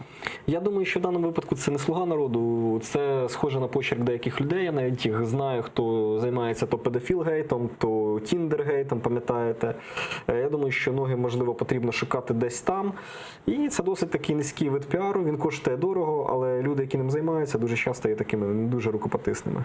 Ну, при цьому всьому 2 місяці у нас лише нова Верховна Рада, а вже стільки ми скандалів бачимо, що це недосвідченість депутатів. Ні, це означає, що в нас ще є свобода слова і можемо про це говорити. Я думаю, що жили ми в Російській Федерації, то скандалів було б менше, ми б говорили з серйозними обличчями, а краще б цього не було. Ну, необачність депутатів тут грає на руку? Ну, друзі, на Аліекспресі можна за $10 замовити таку наклейку, яка з певного куту не дозволяє розгладіти ще в телефоні. Навчіться користуватися секрет-чатами і не на робочому місці друкуйте. Ну, чесне слово. Індустрія ж в Києві для всього, що завгодно є. Навіщо так палитися, не розумію. Не підказуйте народним депутатам, будь ласка, бо нам не буде про що розмовляти. Чому? Навпаки буде. Розмовляти, так, наступного ефіру. Ну, я, звісно, що жартую, але якщо серйозно, ну, про депутатів, про, скажімо так, якість «Слуг народу». Я думаю, що, ну, про якість мені не подобається, мені не подобається той режим, як вони голосували за все скопом. Але в той же час я б не позаздрив тим людям, які зараз прийшли від «Слуги народу» депутатами. Тому що фактично заробити щось на стороні їм швидше за все не вдається. І мало того, їхні вислови досить жорстко модерує прес-служба. Тобто говорити про те, що вони зайшли і почали свою гру, не виходить. По поліграфу ми теж бачили таку цікаву ситуацію, коли голова фракції Арахамія і Дубінський на камеру прийшли поліграф, умовно кажучи, свого поліграфіста, а от інших почали запрошувати на співбесіди до антикорупційних органів. І таким чином по одних сказали, що ми їх вже перевірили, а інші там відпрацьовують. Тобто в даному випадку їм не позаздриш. Чи потрібно їх тримати в їжових рукавицях? А чесно кажучи, не знаю. Вони, в принципі, хочуть чи не хочуть, розгрібають ті завали, ті Авгієві конюшні, які лишились за попередні 27 років. І очевидно, що рано чи пізно парламент мав перестати бути такою чорною діркою, куди заходить якийсь чорний нал і перетворюється на антидержавні рішення.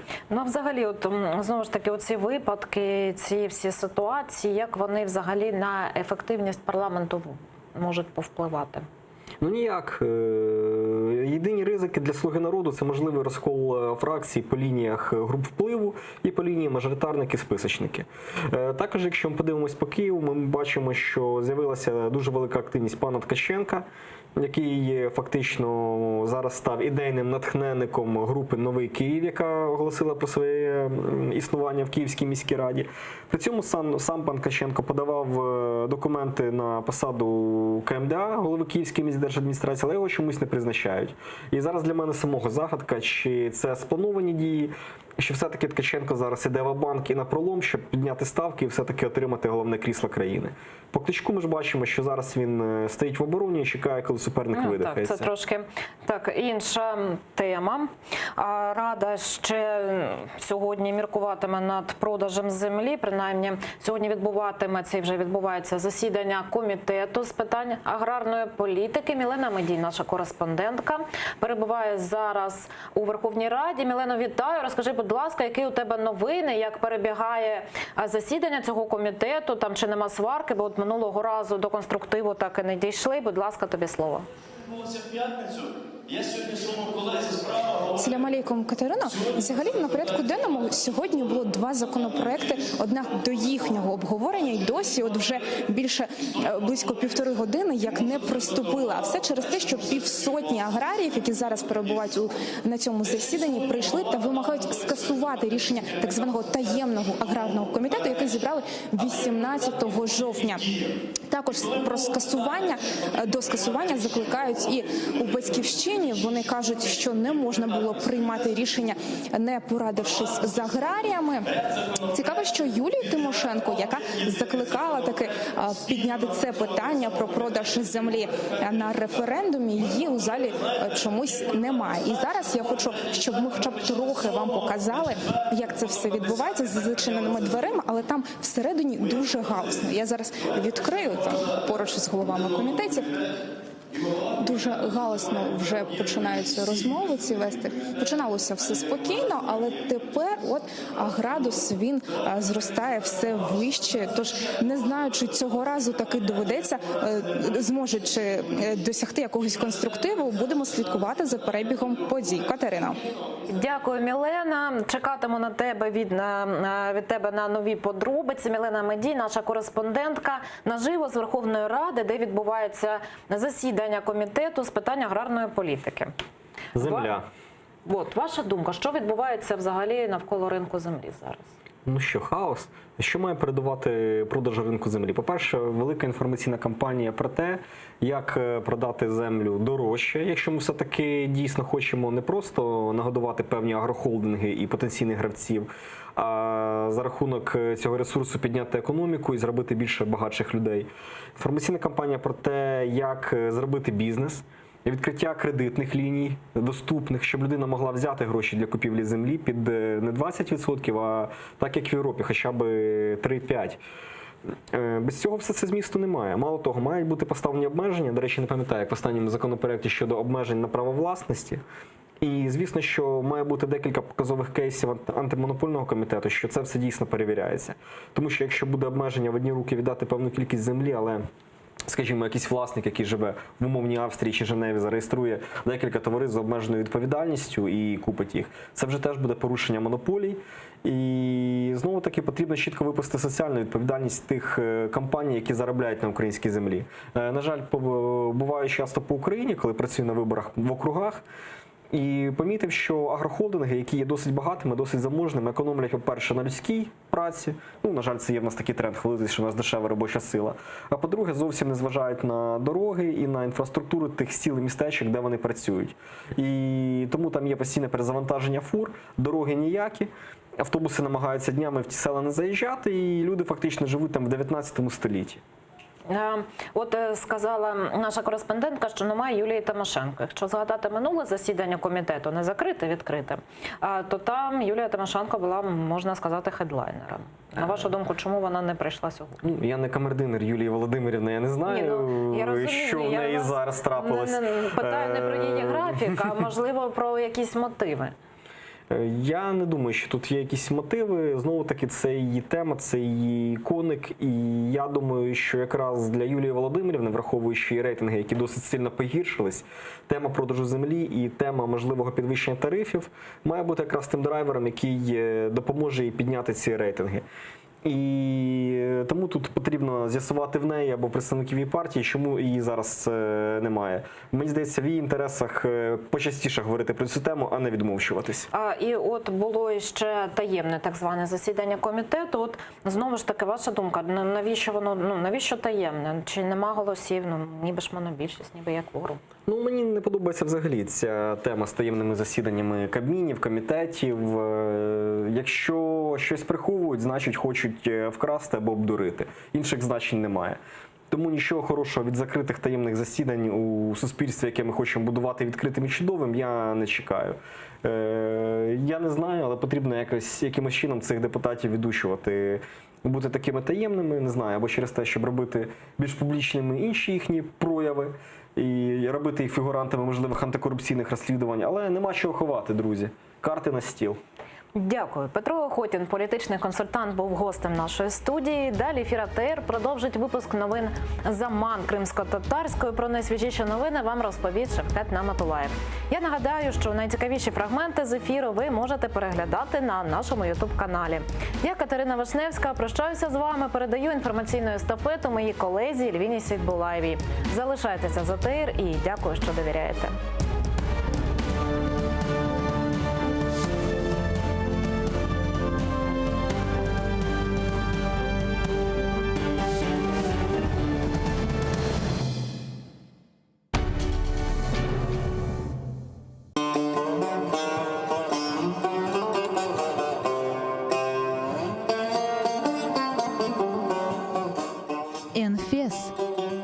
Татар Кавеса.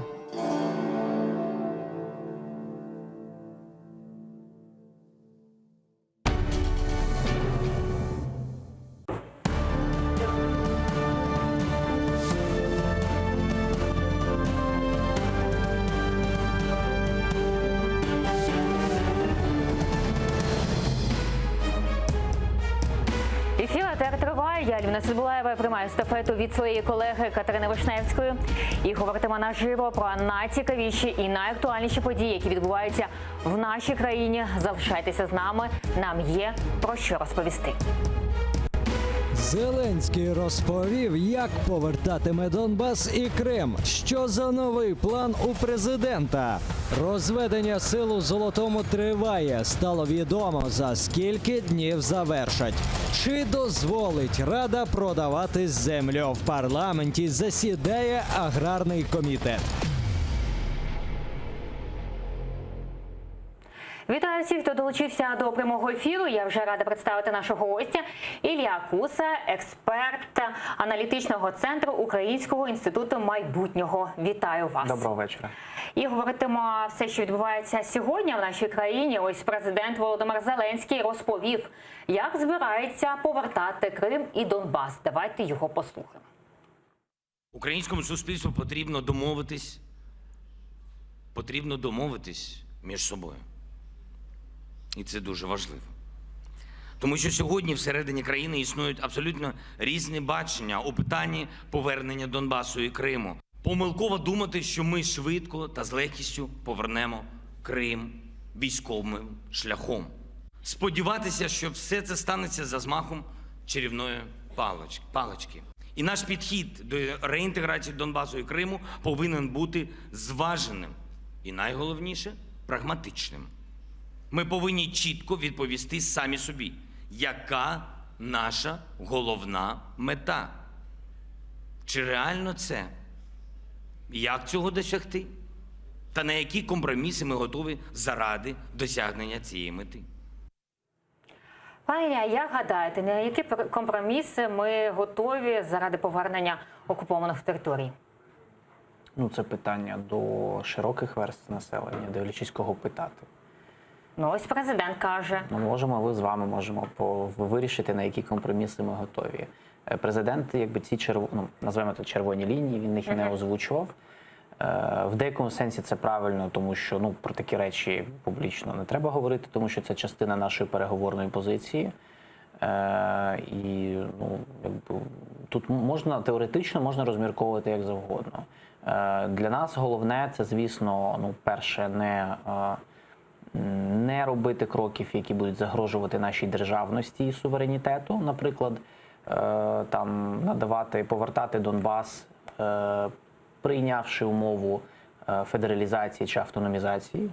Це погано. Пане Ілля, дивіться, якщо щойно ми послухали Зеленського, він сказав, що домовленості між нами немає, між українцями. Це правда. Про що це? Які домовленості? Це правильна теза. Я дуже радий, що насправді вона прозвучала, тому що я давно цього не чув. Він має на увазі, принаймні, я це так трактую, я думаю, що саме це і мається на увазі, тому що я про це багато теж говорив, і мої колеги. В українському суспільстві немає національного консенсусу щодо того, що ми робимо з Донбасом і Кримом. Немає єдності щодо того, що ми хочемо, тому що є дуже багато думок. Одні, наприклад, кажуть, давайте побудуємо стіну і все. Інші кажуть, ні, мир будь-якою ціною. Інші кажуть, давайте військовим шляхом. Є такі, які взагалі, на що нам той Донбас, давайте жити собі і без них і так далі. Є багато думок. Національного консенсусу немає. Якщо його немає, будь-які мирні плани, вони приречені на провал, тому що буде реакція тієї чи іншої соціальної групи. Такі питання вирішуються шляхом такого широкого обговорення. І, в принципі, те, що президент піднімає це питання відсутності національного консенсусу, це позитивний сигнал. І продовжимо тему щодо Донбасу. Ось розведення сил в Золотому триває. Пропоную переглянути фрагменти бесіди представника спільного центру з контролю та координації з спостерігачами ОБСЄ. Дальше идет процесс против 30 дней разминирование участков, облагораживание дорог, убирание всяких вот этих там, допустим, инженерных перешкод на дороге. Через 30 дней верифицируем полностью, что разведение в золотом состоянии. Ось добровольці, що прибувають в Золотому, зняли відео. На ньому місію ОБСЄ в районі розведення сил. Та цікавий коментар. Давайте подивимось. Рухаємося по маршруту село Катеринівка, Золоте 4. Катеринівка – це населений пункт, який згідно з плану відведення військ залишається в сірій зоні. Щойно спілкувалися з військовими, які стояли в Катеринівці, і їх зараз змушують відходити на територію, на дистанцію 1,5 кілометра.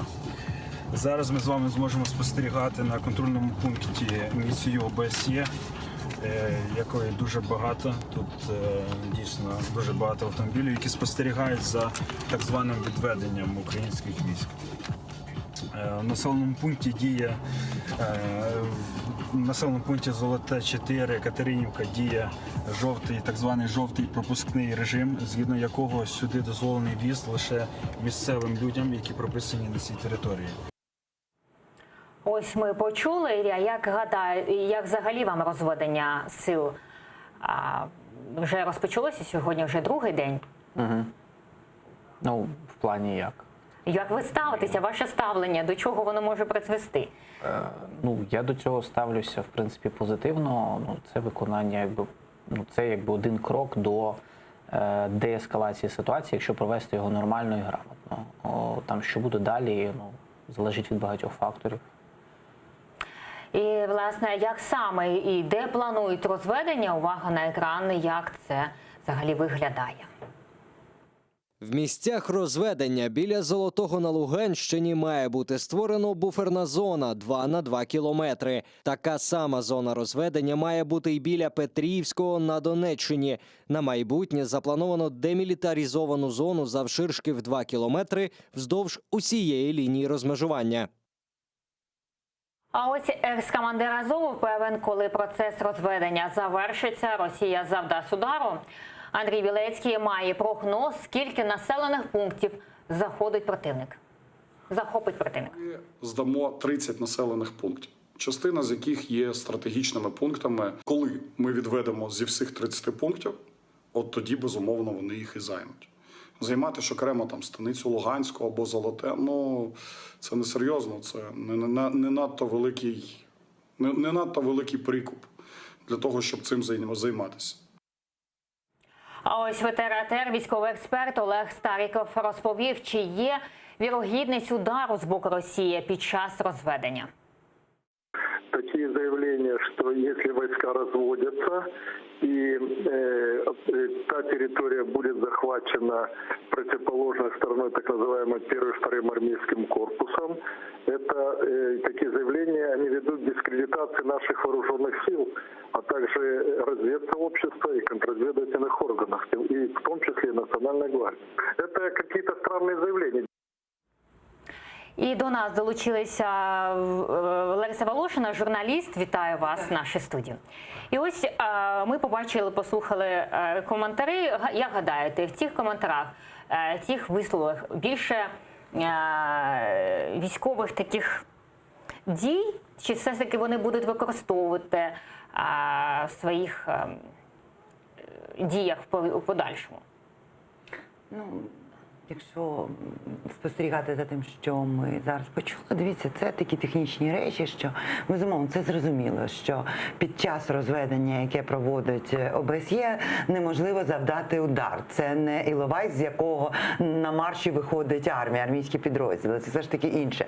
Тому, знаєте, ми обговорюємо безглузді речі. У цих заявах більше політики все ж таки, чи все ж таки якісь ми побачимо дії? В цих заявах більше більше маніпуляцій, тому що нам висувають неіснуючі жахалки, які вже тут же і спростовують. Насправді питання розведення – це питання більше не військове, а моральне. Тому що зрозуміло, що коли армія відходить на кілометр, не питання, якщо що, то вона може і повернутися на цей кілометр. Тут питання моральне того, як залишаються території. Це фактично деморалізація армії, тому що для військових, які розуміють, що тут кожен кущ, все це пристріляно, все це, отут хтось загинув, тут, тобто люди це, і зараз вони мають це віддати, для них це питання деморалізації армії, що є вкрай небезпечним. І знову ж таки, розведення – це політичне питання, тому що це передумова Путіна до зустрічі в нормандському форматі. Якщо Україна ладна йти на такі поступки тільки для того, щоб зустрітися, а в рамках цих поступок, я нагадую, навіть відмова від вимоги 7 днів тиші. То що вона там погодить на цьому зараз форматі? до нас приєднався Леонід Гозман, президент громадського руху «Союз правих сил» з Росії. Вітаємо вас, пан Леонид. Здравствуйте. Пан Леонид, скажите, пожалуйста, как восприняли в России разведение сил в Украине? Ну, вы знаете, по-разному, естественно. Я полагаю, что это скорее огорчило наше начальство, ну, потому что ему было бы удобнее продолжать говорить про злых бандеровцев, которые, значит, исключительно мечтают об убийстве.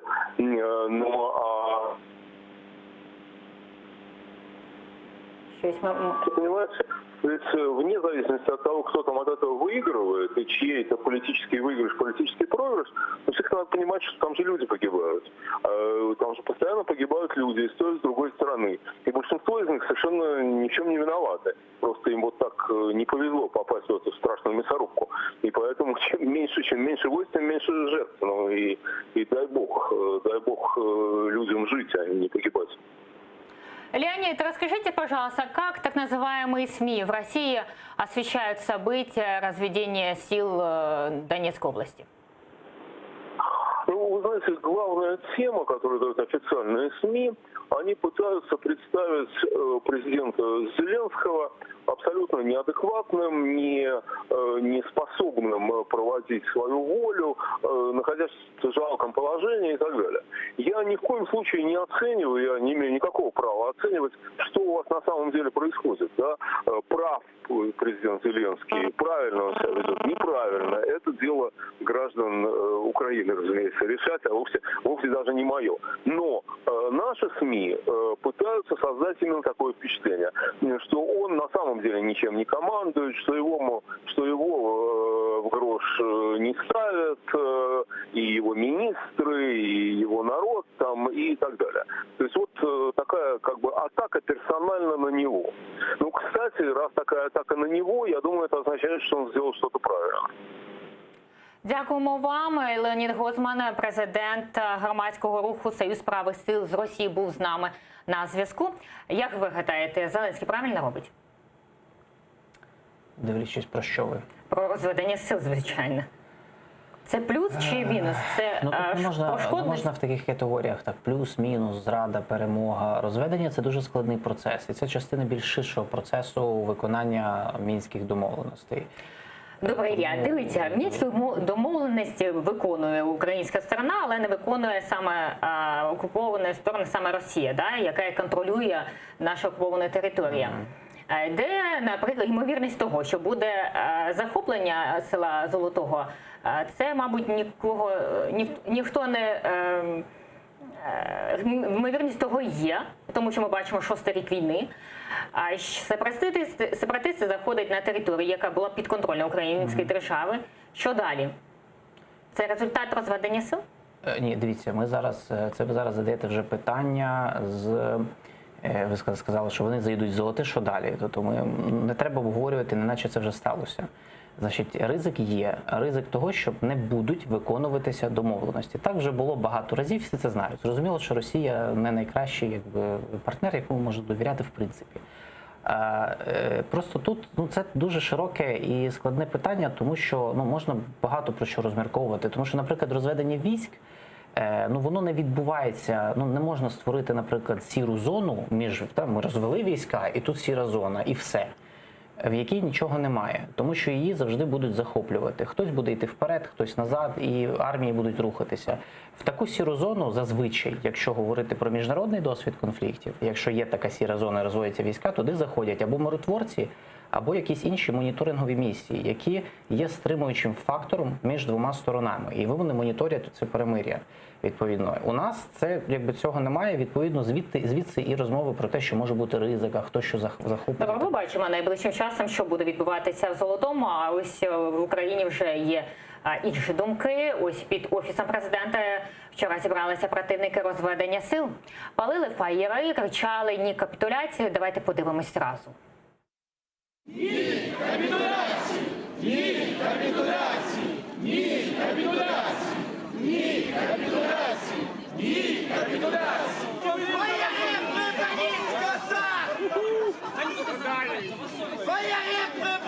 Просто ви без плану. Що ми браття козацького роду!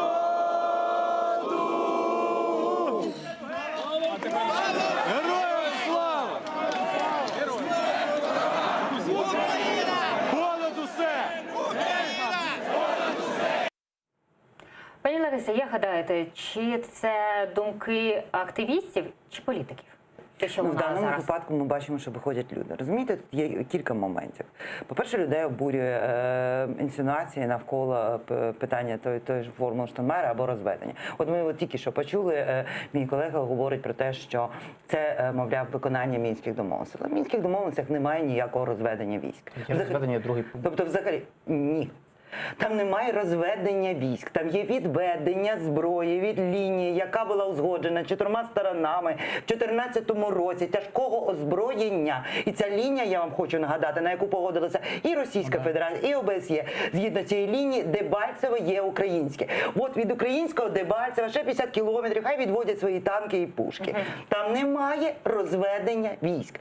13-м пунктом там є виведення іноземних військ. Українські війська іноземні. Я просто хочу зрозуміти, ми що, їх виводимо? Це проблема велика. Тому навіть оці речі такі, да, як, наприклад, от був один закон про особливий статус, а зараз ми приймемо інший закон про особливий статус. Хоча той закон, який був, це був закон про особливості врядування території. А прийматися збирається закон, який надасть статус територіям. Ми бачимо, що кримсько-татарську автономію створити не на часі, а створити чи то автономію, чи то федеральний округ на території окупованого Донбасу, це, знаєте, от так, нараз. І це все не мінські домовленості. Це обурює людей, вони виходять. Їм не подобається, що йде маніпуляція навколо таких понять, що говориться про реінтеграцію території, хоча насправді мова йде про деокупацію. Ну, в принципі. І от всі ці речі, вони виводять людей. Але хто їх там зустрічає на цих акціях протесту? Зустрічають їх такі самі активісти, не політики. Тому що немає позитивної, такої якоїсь позитивної картини майбутнього. У Зеленського вона є, він щось там пояснює. От зараз ми домовимося, там ми поручкуємося, повернемо людей. Цьому можна не вірити, але це позитивна картинка майбутнього. І його електорат цьому вірить. Активістам не вистачає якраз політики. Тобто вміння сформувати картину майбутнього, яка могла би до себе привернути не тільки тих, хто проти от саме оцих розведень, виведень форму Штайнмайєра, а креативного класу, тобто такої потуги, яка могла би створити іншу модель України.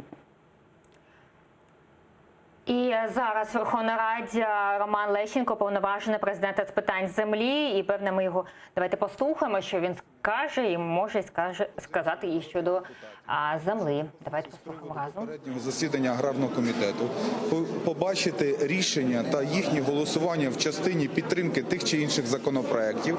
І на даному етапі ми всього-навсього фіксуємо ці всі позиції для того, щоб формувати повістку дня, саме що стосується земельної реформи. Який у вас є зараз висновки з того, що ви почули? Позиція така, що зараз ми бачимо дуже різні позиції Більшість профільних асоціацій підтверджують позицію того, що земельну реформу потрібно проводити. Друга позиція, яку ми сьогодні зафіксували, що необхідна поетапність проведення земельної реформи. Третя позиція, є різні варіанти запобіжників щодо реалізації земельної реформи, але більшість профільних асоціацій, а не політиків, не представників різних політичних позапартійних організацій підтримують саме позицію президента щодо земельної реформи. Мова лише йде по змісту, по конкретним нормам і по позиції щодо самого законопроекту і законопроектів, які зареєстровані. Більшість членів аграрного комітету мають власну позицію. Багато депутатів аграрного комітету зареєстрували власні законопроекти. Я попросив членів аграрного комітету також надати свої законопроекти. З ними також будуть проведені зустрічі, обговорені, і раціональне зерно з цих законопроектів теж буде взято до вивчення. А взагалі ваша офіційна позиція з того, що так таємно проводили цей комітет? Слухайте, я не готовий сказати, таємно він проводився, не таємно. Я не був присутній на комітеті. Запрошення з цього приводу я не отримував, тому я не можу коментувати і чіпляти якісь ярлики щодо того чи іншого комітету. Сьогодні ми отримали запрошення. Я був сьогодні присутній на комітеті за запрошенням голови аграрного комітету. Сьогодні я побачив волю депутатів, їхні позиції. Це все зафіксовано, буде сформовано в аналітичну доповідну записку для президента і буде передано президенту для вивчення. Що будемо робити з кримськими землями? Чи росіяни зможуть скупити все? Я за це теж питання зараз вивчаю, що стосується безпосередньо окупованих територій. Є різні позиції щодо нормативного механізму, яким чином вирішити це питання, в тому числі власників паїв, які мають паї на окупованій території, але не можуть реалізувати своє право розпорядження та користування такими паями. Є кілька альтернативних напрацювань, ми зараз це питання вивчаємо. Думали над тим, що ці росіяни, які вже купили землю? І зараз був на прямому зв'язку Роман Лещенко, повноважений президента з питань землі. Як ви ставитеся до продажу землі? Ну, якщо то я ставлюся цілком позитивно, я все ж таки ліберал по своєму ідеологічному спрямуванню, але тут багато... А як же бути з Кримом? Ось наша колега питала тут щодо кілька Криму. моментів, але питання, а як ставиться, нам кажуть, от президент вимчить, всі підтримують позицію президента, а яка позиція президента? То нам виходить пан Гончарук і каже, що ні, іноземці не будуть скуповувати землю. Вчора виходить президент Зеленський в цьому економічному форумі в Маріуполі і каже, рівні умови для всіх. Вони не домовилися, мабуть. Можливо, бо насправді йде протиріччя один одному, тому це велике питання. А що стосується земель Криму, то це взагалі в мене таке враження, що я так само, як і нерухомість Криму, що взагалі мало хто усвідомлює собі проблему. Є певна ілюзія, що, мовляв, Україна заборонить оце продавати, і все буде прекрасно, і ми не будемо визнавати. Всі забувають про те, що насправді це не питання держави, забороняти чи не забороняти щось власнику. Власник має право власності, і він може продати. Він може продати без будь-яких нотаріусів, будь-як. Просто взяти і отак потиснути руку. Все. І насправді кримчани будуть продавати цю землю. І українська держава має не забороняти їм, а потім по факту, як це було в Хорватії, як це було в Боснії, визнавати, або, наприклад, як це відбувається в Палестині щодо скупівлі Ізраїлем земель і будинків, визнавати по факту через суд те, що ця оборудка купівлі-продажу відбулася. Держава має сприяти і викуповувати ці паї сама, щоб вони залишалися в руках української держави, а не розходилися по російських громадянах. Це має бути ціла програма. І таку програму, до речі, як контртезу вже створила Російська Федерація. Вона сприяє кредитами безвідсотковими, тому, щоб її громадяни купували у українських громадян нерухомість. Ми можемо не сумніватися, що Росія відкриє кредитні лінії і програми сприяння з купівлею російськими громадянами земель у українських фермерів в Криму. Як ви гадаєте, як ставитися до продажу землі? Загалом я цю реформу теж підтримую, але, звісно, потрібно, щоб були чітко прописані механізми регулювання цього і контролю. Тому що якщо їх не буде, все буде там хаотично, то зрозуміло, що це все перетвориться на чергову проблему в стратегічному плані, яку ми ще потім будемо багато років розбиратися з нею. Тому, в принципі, загалом ідея потрібна. Це давно вже реформа назріла, але потрібно дуже ретельно над цим подумати і не приймати поспіхом. А як контролювати землі саме окупованих територій Донбасу, Луганщини, Криму? Ну, дивіться, законодавчо можна що завгодно прописати. Якщо ви по факту маєте на увазі, ми зараз не можемо ніяк це контролювати, це ж зрозуміло, поки вони окуповані. Законодавчо треба це врегулювати, зрозуміло, тому що ми вважаємо ці землі своїми, вони є тимчасово окупованими і так далі. Але по факту, ну... І зараз з нами на зв'язку Олексій Мушак, народний депутат 8-го скликання. Вітаємо вас, пан Олексій. Моє вітання вам, вашим гостям та нашим глядачам. Дякую. Скажіть, будь ласка, як ви ставитеся до продажу землі? Потрібно це робити чи ні? Алло. Чуєте нас? Да, чую. Олексій, скажіть, будь ласка, чи потрібно продавати землю українську, чи не потрібно? Як ви ставитеся?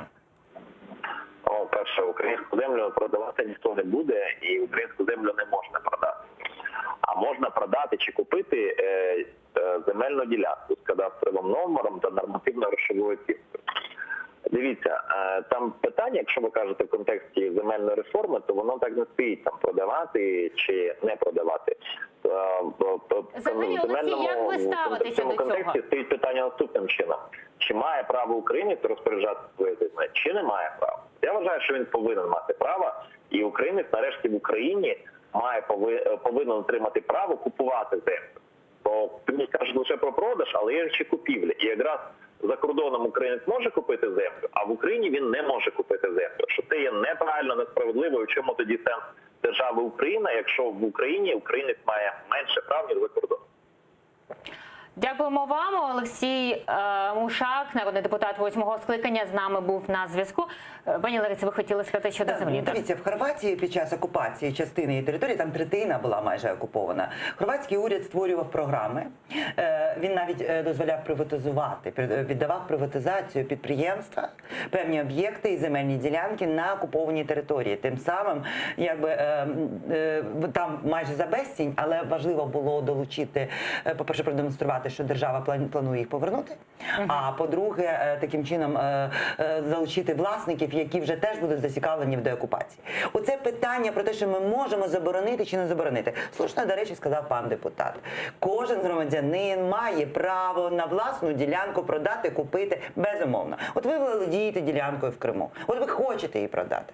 Але у мене немає доступу до Криму. Питання не в тому, ви хочете її продати. І ви можете її продати з точки зору міжнародного права. Навіть якщо Україна не буде визнавати цих оборудок. Є таке поняття в міжнародному праві, я вже говорила це, доброчесний власник. Будь-який доброчесний власник може продати своє майно. І в нас стається, і потім Росія зараз створює цілі програми кредитні для того, щоб спонукати своїх громадян приїжджати в Крим і скуповувати майно українських громадян.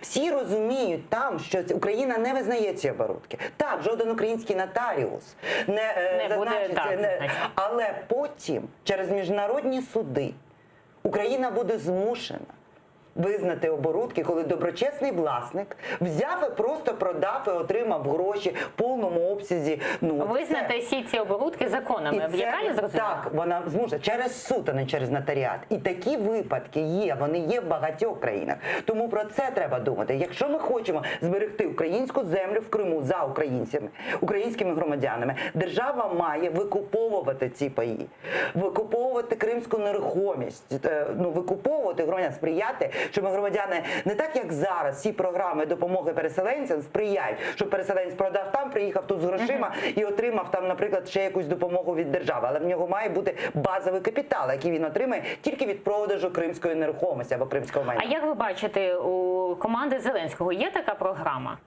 Ні, звісно. Слухайте, її нема нікого, тому що ні у кого немає взагалі розуміння, що таке в міжнародному праві доброчесний власник. Всі забувають, що пан Березовський і пан Абрамович судилися за бумажку, яка була написана на серветці. І суд англійський це визнав як правостановлюючий документ. Розумієте, ми всі про це забуваємо. Ми досі живемо в радянському світі, де держава щось заборонила, щось дозволила, і отак воно має бути. Ні в кого немає такої програми, але я сподіваюся, що рано чи пізно ми дійдемо до того, щоб її розробляти. Поговоримо ще про одну тему, яка сьогодні відбулася саме в Верховній Раді. Вона така делікатну переписку нардепа сфотографував кореспондент видання «Букви». «Слуга народу» начебто домовлявся про зустріч із повією. Так, у смартфоні нардепа є 2 чати зі знайомствами. Мережа знайомств «Мам» і «Лаветта». І під час голосування Яременко якраз читав анкету 32-річної жінки на ім'я Аліна, яка в анкеті вказала переваги – секс, зустріч, побачення. Також зазначила, що її не цікавлять стосунки. Потім Богдан Яременко почав листуватися із дівчиною, можливо, іншою. Яременко: умови зустрічі з тобою. Дівчина: привіт, місце твоє, секс захищений, час $100, 2 години 150. А ось народний депутат Яременко пояснив, переписка – навмисна провокація для ЗМІ. Давайте і послухаємо його сторону. То журналісти, які намагаються підгледіти щось, спостерегти, сфотографувати, ну, це важко назвати журналістами, навіть не намагаються взяти коментарі у тих, за ким вони підглядають, що відбувається і так далі.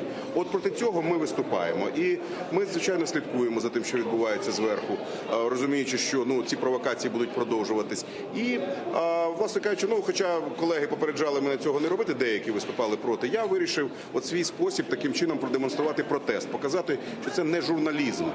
Це знущання над фактично інформаційними потоками, знущання над людьми. Коли щось побачили, не перепитали, не з'ясували і викинули як жовтий смажений факт. Не треба говорити про те, чого немає. Хочу поговорити щодо моральної якості нардепа. Що це взагалі?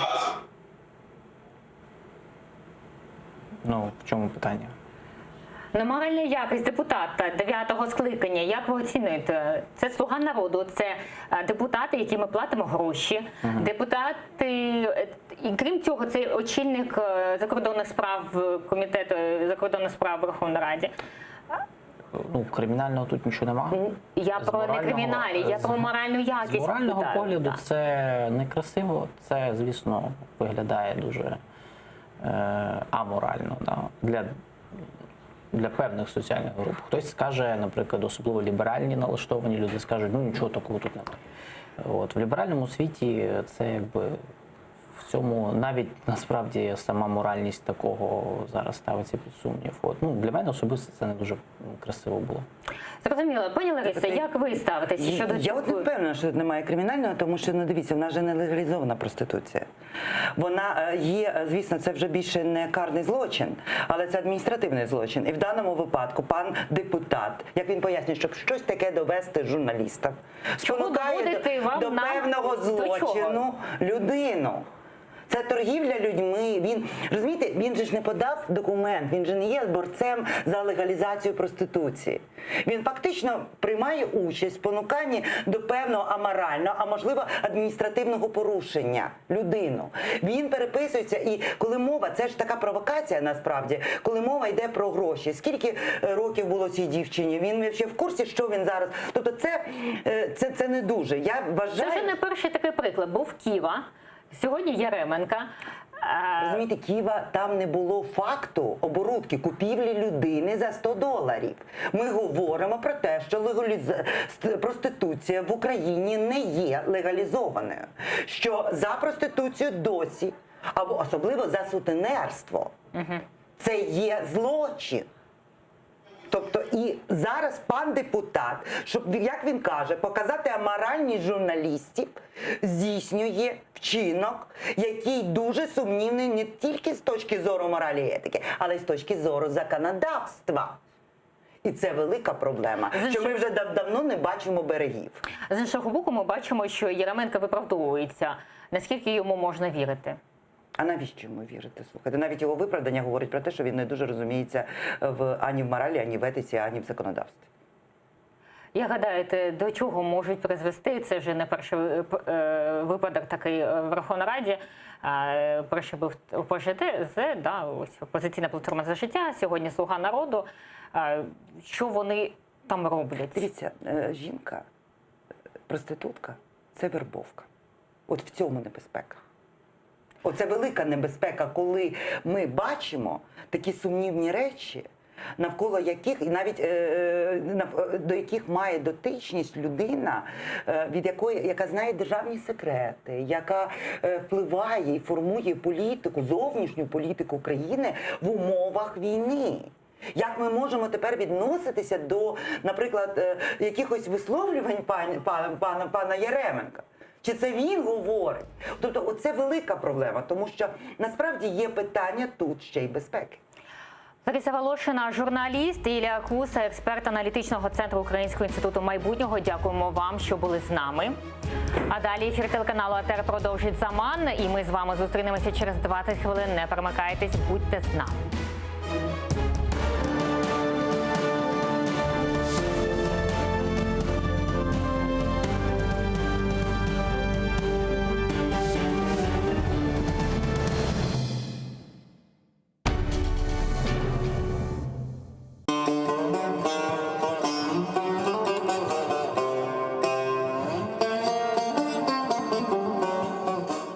Enfes, Kırım Tatar Kavesi.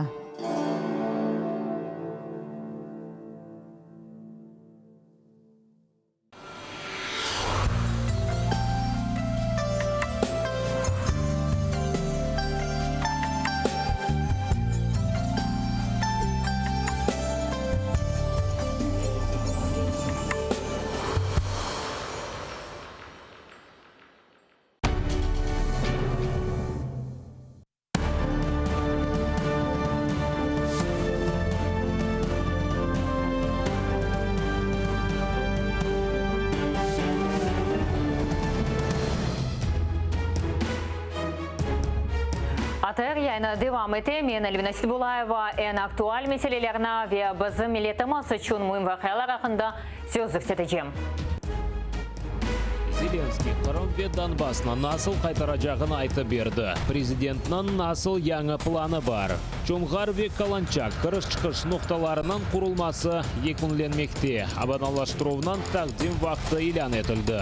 OBSE Buyuk dengiz turli flot kerilmasini e'lon etdi. Ne vaqt ishg'olchilar Qrim tatar siyosiy mahbuslarini azod etacak. Yanımızga qoşulğanlarını hepsilerine selamlayın ve bizim musafarımız Milli Meclis Azası Eskender Beriyev. Eskender ağa, hoş geldiniz. Hoş bulduk. Akşam şartlarınız qarşı olsun. Sağ olun. Size bugün milletimiz ve vatanımız için söz yükselteceğimiz. Bugün Mariupol'de Prezident Volodymyr Zelenskiy işgal etilgen Qrim ve Donbass'ni nasıl qaytaracağı hakkında hikayeti gelin sonra dinleyik. Українському суспільству потрібно. Ukraina jamiyati o'zaro anglashmalı ve bu pek muhim. Chunki bugun Ukraina vatandaşları arasında Qrim ve Donbass qaytarılığı boyunca ayrı fikrler bor. Qrimni harbiy hareketlerden qaytara bileceğimizni tushunmek xatodir. Bu mo'jizaviy ko'rini. Reintegratsiya boyunca hareketlerimiz to'g'ri olmalı. Biz o'zimizga maqsadimiz nede ve nasıl anglashmalarga rozi bo'la bileceğimizga javob bermelimiz. Mına Zelenskiyni işittik. Eskender ağa, siz nasıl bilesiniz? Aslında Zelenskiyni laf etkende o aytdı, bu sanksiyalar vasıtasıyla ve diplomatiyanı qaytarmağa istey. Sizin fikrinizga göre tez vaqt içinde Qrimni nasıl derecede, nasıl şekilde qaytarmaq mümkün?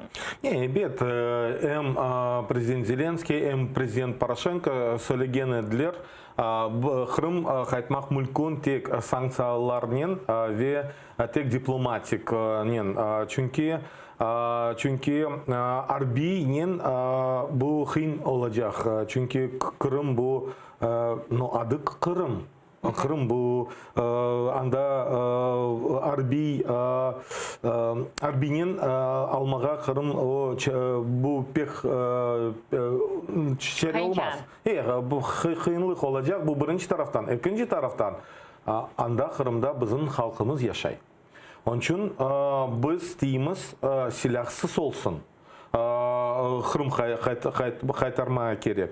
Onun için men bilesem, men bugün yanı bir sözlerin işittim Prezident adından.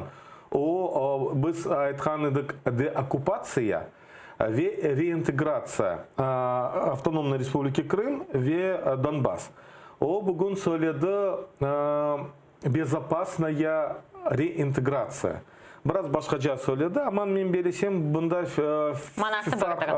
manası bir çünkü biz bilemiz ne kadar Rusiyaga baskı olsa da diplomatik taraftan ve iktisadiyat taraftan не хадар Русияның экономика түшіжек олса, о хадар тез-тез Қырым қайтажақ Украинаға. Ве тез-тез Қырым изгелсіз олады.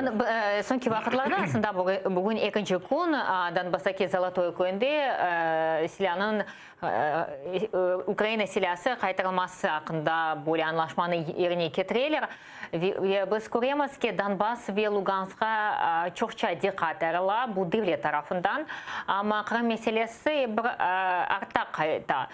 Бұл Қырым меселесі, Қырымның қайтарылмасы, Қырым татарларының ақларыны қоршаламасы ақында президентінің командасында насыл ерде тұрмақта? Бүгін бұл конференцияда президент ең более сөйледі. Қырым ақында Украина СМИ, Украина матбасында асыл Қырым ақында аз информация бар. Он чун не хадар чоқчада. Не хадар чоқчада. Бақыныз, соңғы заман егер біз мониторинг япсақ, бұл умуми Украин телеканалларда Қырым ақында аз лафетейдер. Аз информация верілер. Сағолсын АТР, сағолсын ЮА Крым меселя. Саолсын Черноморка, аман бұл каналларны бұл меркези телеканал дегел. Аман иншаллах АТМ меркези телеканал япмақ керектір. Чүнки не хадар чоқ Қырма ақында көстережеміз, лафетежеміз, о хадар Украиналарда ақылында бар олады. Бұл екіншім, девлет тарафтан. Бақыныз, шымды президент сөйледі бүгін. Эбет оның темсілжісі Кореневич сөйледі, біз бұл елін соңғы ғажа бір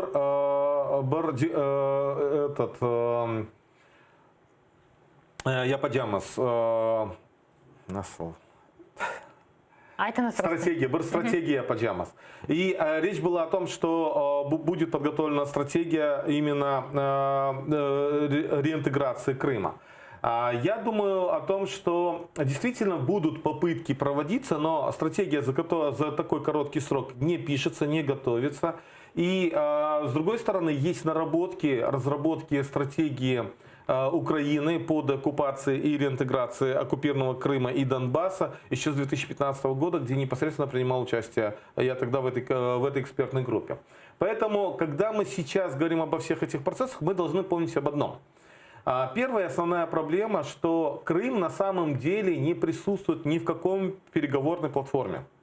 Его просто нет, его не было. Его не было с 2000... форматында президент айтқанына көре, анда да Қырым мәселесін көтерілечек. Ости көтерме, Аман, я не уверен в том, что вообще состоится этот формат в ближайшее время. Объясню почему.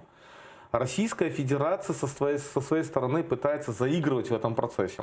Российская Федерация понимает, что какие процессы происходят, как в Украине, как, скажем, на приграничной территории, на территории разделения.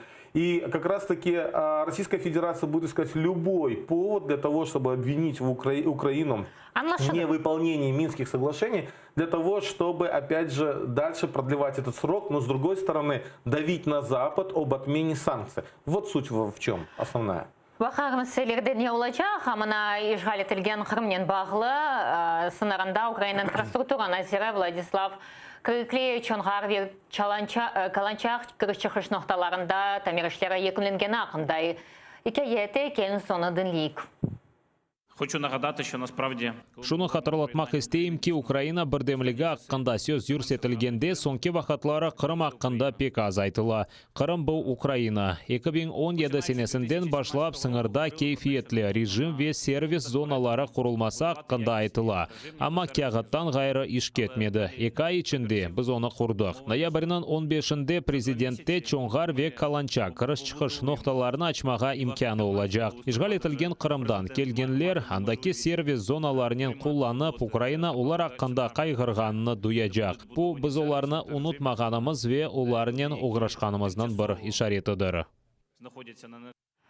Скинер хасыз бунада насыл бахасыз, чүнки бештене девамында асында анда да бірде-бірін құрушылық ішлер алып барылмады.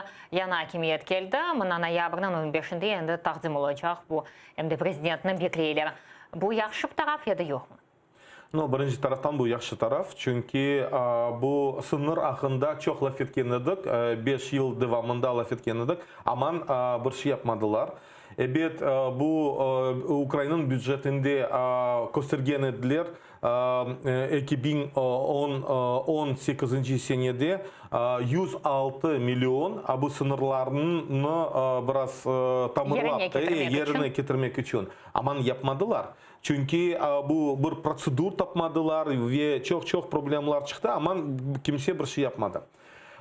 Birinciden men belesem bu pek doğru iş çünkü sınırlarını bir yollar yapmaya gerek. Sonra bu avtobuslar ya da trenler, poistlar geçsin bu sınırlarga. Ve çünkü Kırım'dan gelgen adamlar o bakmaya gerek. Nasıl Ukrayna denişe, nasıl Ukrayna'da bu iktisadiyat biraz yüksek seviyeye götürüyor. Çünkü bizlerge gerek yapmağa mesela FRG ve GDR Sovet hükümet zamanında. Onun için aman men kol tutmayın bir tarafta. Benim fikrimce gerek mi anda yapmağa sınırda yapmağa SNAP, Центра обеспечения надания административных послуг. Объясню почему. Дело в том, что с экономической стороны сегодня популистски заявляют о том, что ЦНАПы должны быть на границах. Это абсолютно неверно. Объясню. Первая причина. Дело в том, что в ЦНАПах должны работать высококвалифицированные специалисты, которые непосредственно должны где-то жить. Дело в том, что, смотрите, ЦНАПы – это центры надания административных послуг, и это достаточно большое количество специалистов, которые где-то должны жить, где-то либо должен быть вахтовый метод, соответственно, нужно строить гостиницу, а это дополнительные финансовые затраты. Смотрите, ЦНАПы на самом деле открыты сейчас в Каланчике, большой ЦНАП открыт. Речь идет об открытии большого ЦНАПа в Новоалексеевке и так далее, то есть ближайшие населенные пункты. Если будет хорошо выстроена логистика, то первая возможность будет у наших соотечественников приехать от границы, доехать до любого ближайшего населенного пункта, где могут получить квалифицированную помощь и, соответственно, захотят проехать дальше, захотят остаться на месте. Это первое. С экономической стороны это невыгодно. Или возить, там, допустим, этих специалистов постоянно за 40 или 50 километров, это абсолютно невыгодно. Ну и в-третьих, все-таки ЦНАП на границе, но это не совсем правильно, потому что это пригранично, хоть это и условная граница для нас, это приграничная территория. Кроме того, я считаю, что строительство там речи были некого музея оккупации. Ну, совершенно глупые заявления, которые абсолютно не нужны там. Кечемус Украина мына сессия мобюслернің дыныш вақында мистаки ОБСЕ векілері қайдеті келін соны дінлейік. Боз буюк деңішме кечірілмесіні істейміз оның үшін азат етілежек әрбір инсаннан тақдирына белгілемек үшін çalışmalar алып бармақ керек. Бұл садик әнде сәсем әбіслерінің қайтарылмасы бұл Русия әбісханелерде тұтқанларына. Сіздің мәліматыңызға көре оларының сырасында Қырым татарлар олacak mı ya da yok mu? Бұл қиын мәселе, мен шыншыға айтып оламайым. Чүнки более информация бізде жоқ, олар вермейлер более информация, чүнки олар япалар под грифом секретно. Мен белесем, эти обмены в первую очередь будут, наверное, связаны именно по Донбассу. Потому что Сайдик, он является послом непосредственно, послом ОБСЕ в трехсторонней встрече и непосредственно по выполнению Минских соглашений. Поэтому я думаю, что нам следует ожидать в первую очередь обмен между пленными непосредственно на территории, оккупированной территории ДНР и ЛНР и, скажем, теми, которые находятся на территории Украины. И рассчитывать на то, что, как хотелось бы, скажу честно, хотелось бы. И со своей стороны, конечно, нам нужно проявлять инициативу, чтобы обязательно в этом списке были включены крымские татары. но нужно быть прагматиками и сейчас говорить или многообещающе заявлять о том, что среди них могут оказаться крымские татары, пока я не могу. Bu siyasi mahbuslarga devam ederek Vichekashka denilgen işinde Bekirdi Kirmici ve Kazim Ametov elektron biletliklerini taşladılar. Kırım boyunca endi olar serbest sürecekler. Kelin sularını dinleyik.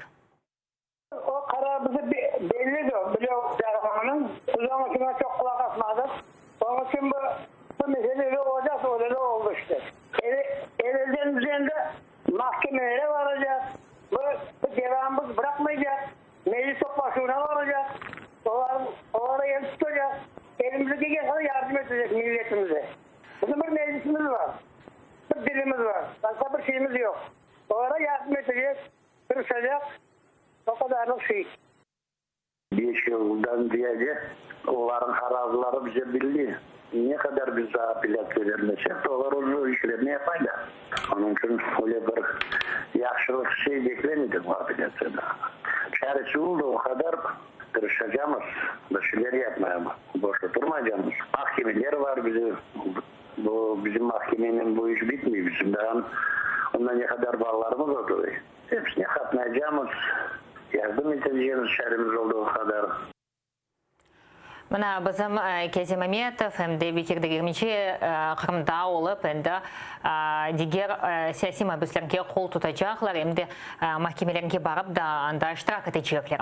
Biz ise kıtada olup bu siyasi mahbuslardan denişmesine, cedveline kirsetmek gerek. Milli Meclis tarafından böyle cedvel var. Hem de Kırım Tatarlarının sayısı tahminen 90 insan siyasi mahbus. Yok. Bakınız. Biz yakın zamanlarda biz bir отчет yapkan edik, raport yapkan edik. Kırım'da 90 değil. 98. Biz отчет vergen zamanda, vaxtında biz söyledik 99. Aman yakın zamanda Abilov Rustem onun bir mahkeme, так называемый суд, принял решение его оштрафовать на 100 тысяч рублей и освободил из-под стражи. Поэтому мы его сняли из числа политзаключенных. Теперь, по нашим спискам, и мы изначально, и мы всегда включали, если некоторые наши коллеги заявляли, что там 87 политзаключенных, на наш взгляд, это неправильный подход, потому что они как раз-таки не учитывали как политическими заключенными или преследуемыми наших соотечественников, таких как Казим Аметов и так далее. Конкретные цифры. На сегодняшний день 98 политических заключенных. Из них 80, это уже 79, это крымские татары. И из них 87 непосредственно находятся в СИЗО или в колонии на территории оккупированного Крыма или на территории Российской Федерации. Поэтому здесь, почему у нас есть разница с нашими некоторыми коллегами. Вот, например, у наших коллег есть такие имена, как Кияшко Игорь, Шумков Александр и Виктор Шур. У нас их нет, потому что мы четко позиционируемся о политических заключенных Крыма. То есть это те люди, которые имеют прямое отношение к Крыму, либо те люди, которые были арестованы в Крыму, задержаны. Сейчас первое. Второе. Но у наших коллег не было, как я уже сказал, 11 человек, которые, в отношении которых вынесены условные приговоры, у которых по сегодняшний день были браслеты на ногах и у которых ограничено передвижение. И поэтому такие как Бекир Ага Адыгерминджи, такие как Казим Ага, такие как Асан Ага, они у нас считаются политическими заключенными. И в наших списках они присутствуют. И везде, на всех площадках мы говорим о них как о политических заключенных. И еще в списках у нас есть 4 человека по так называемому делу украинских диверсантов. Это Леонид Пархоменко, Дмитрий Долгополов, Анна Сухоносова и Максим Филатов. Дело в том, что это граждане Украины, которые обвиняются в шпионаже и которые находятся в застенках ФСБ. Anlaşıldı. Eskender Ağa, endi onlarına qaytarmaq üçün bu Sadik aytqanına kimi böyle cedvel qurula. Aslında Donbass'tan onların sayısı olabilir. Ama Kırım'da da olmak gerek. Bu meclis tarafından talep edilecek mi bu sırada?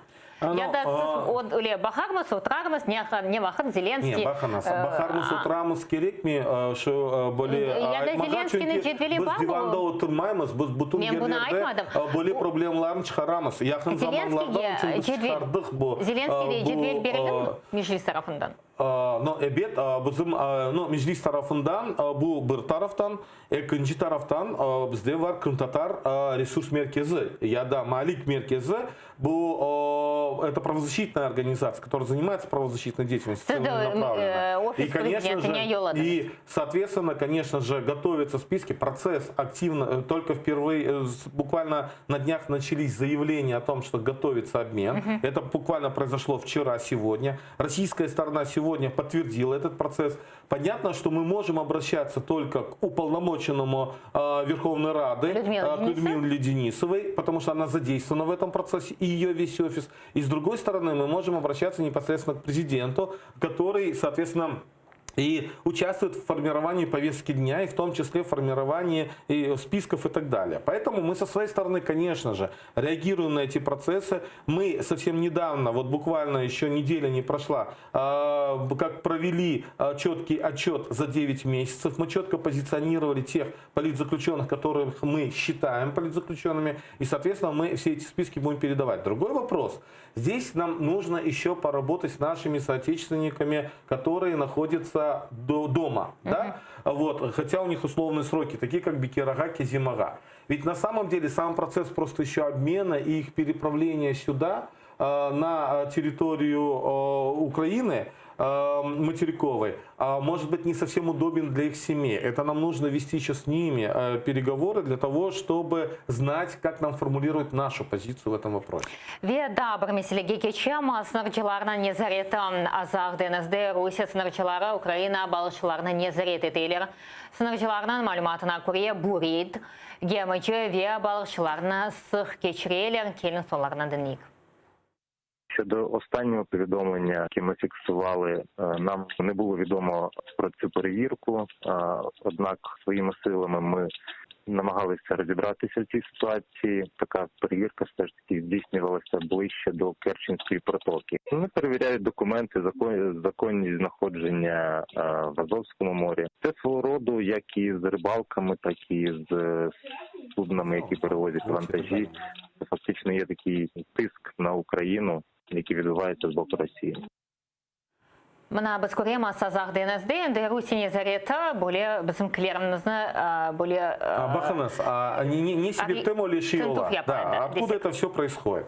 На самом деле вся проблема еще, когда подписывался договор об использовании биологических ресурсов, то есть это рыба непосредственно в Азовском и Черном море, когда обговаривалось пользование Азовским морем, тогда не учитывался вообще интерес коренного народа. И когда в ОБСЕ мы проводили сайд-ивент, это мероприятие, и непосредственно мы впервые говорили о том, что у ОБСЕ есть мандат, в том числе вести мониторинг нарушений не только на суше, но и в акваториях морей, прилегающих к суше. И в данном случае мы говорили об Азовском море, и мы говорили о Черном море. Так вот, мы четко дали посыл, и они взяли это в рассмотрение. Кроме того, после того у нас, когда была встреча с представителем, вернее, с комиссаром ОБСЕ по национальным меньшинствам, то ему, я непосредственно, у Меджлиса была встреча, я непосредственно передал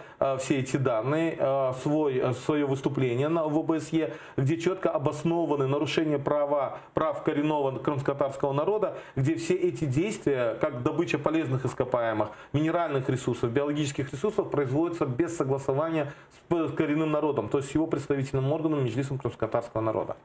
Eskender ağa, егерде біз бақсақ, мен көргенім сіз ОБСЕде топлашуда олған едіңіз, ведігер бөле бір халқара мейданчықларда чықшта болынасыңыз, бөле аризаларына йолайсыңыз. Ама олардан жауаплары бар ма? Но бақыңыз, жеваплан насыл олacak. Егер, Әрекетлер олмаса да жевап болма керек. для того, чтобы мы понимали, что такое международные документы. Да? Есть разные органы. Есть, к примеру, судебные органы, это Международный суд ООН, и как раз таки 8 ноября будет рассматриваться заседание, то, что под сомнение поставило юрисдикцию, именно юрисдикцию по данному делу Российская Федерация. И мы очень надеемся, что Международный суд ООН начнет продолжение этого дела, и есть у нас решение промежуточное, где суд обязал Российскую Федерацию отменить решение о запрете Меджлиса. Это первое. Второе, когда мы говорим Европейский суд по правам человека, туда направляется заявление, и в частности Крымско-Татарский ресурсный центр подал около 30 заявлений в целом. Только по Меджлису крымско-татарского народа было подано 14 заявлений в ЕСПЧ. Но в ЕСПЧ будут рассматриваться вот такие индивидуальные заявления после того, когда будет рассмотрено дело Украина против Российской Федерации, то есть межгосударственные дела. Теперь есть конвенционные органы ООН, где достаточно сложная процедура, и нужно проходить эту процедуру вплоть до кассации, то есть до Верховного суда Российской Федерации. И поэтому это немножко сложный процесс. И есть другая процедура, это когда договорные органы, когда направляется спецдокладчикам, когда направляется экспертному механизму, к примеру, и ряду другим комитетам, кому мы отправляем. И если в их отчетах появляется уже информация о Крыме и о нарушении прав наших соотечественников, это уже есть результат, потому что это все ложится в общий этот. И последнее даже, вот вспомните, на третьем комитете было уже заявлено о замещении населения. И это ведь не просто так возникло. Это системная работа наша на международном уровне. Çok sağ olun. Eskender Bariyev, Milli Meclis Azası bizim misafirimiz edi. Sağ olun gelgeniz için. Ve yayınımızda zaman Şevket Namatullayev'den devam edecek. O ekonomimizge yakın çıkacak.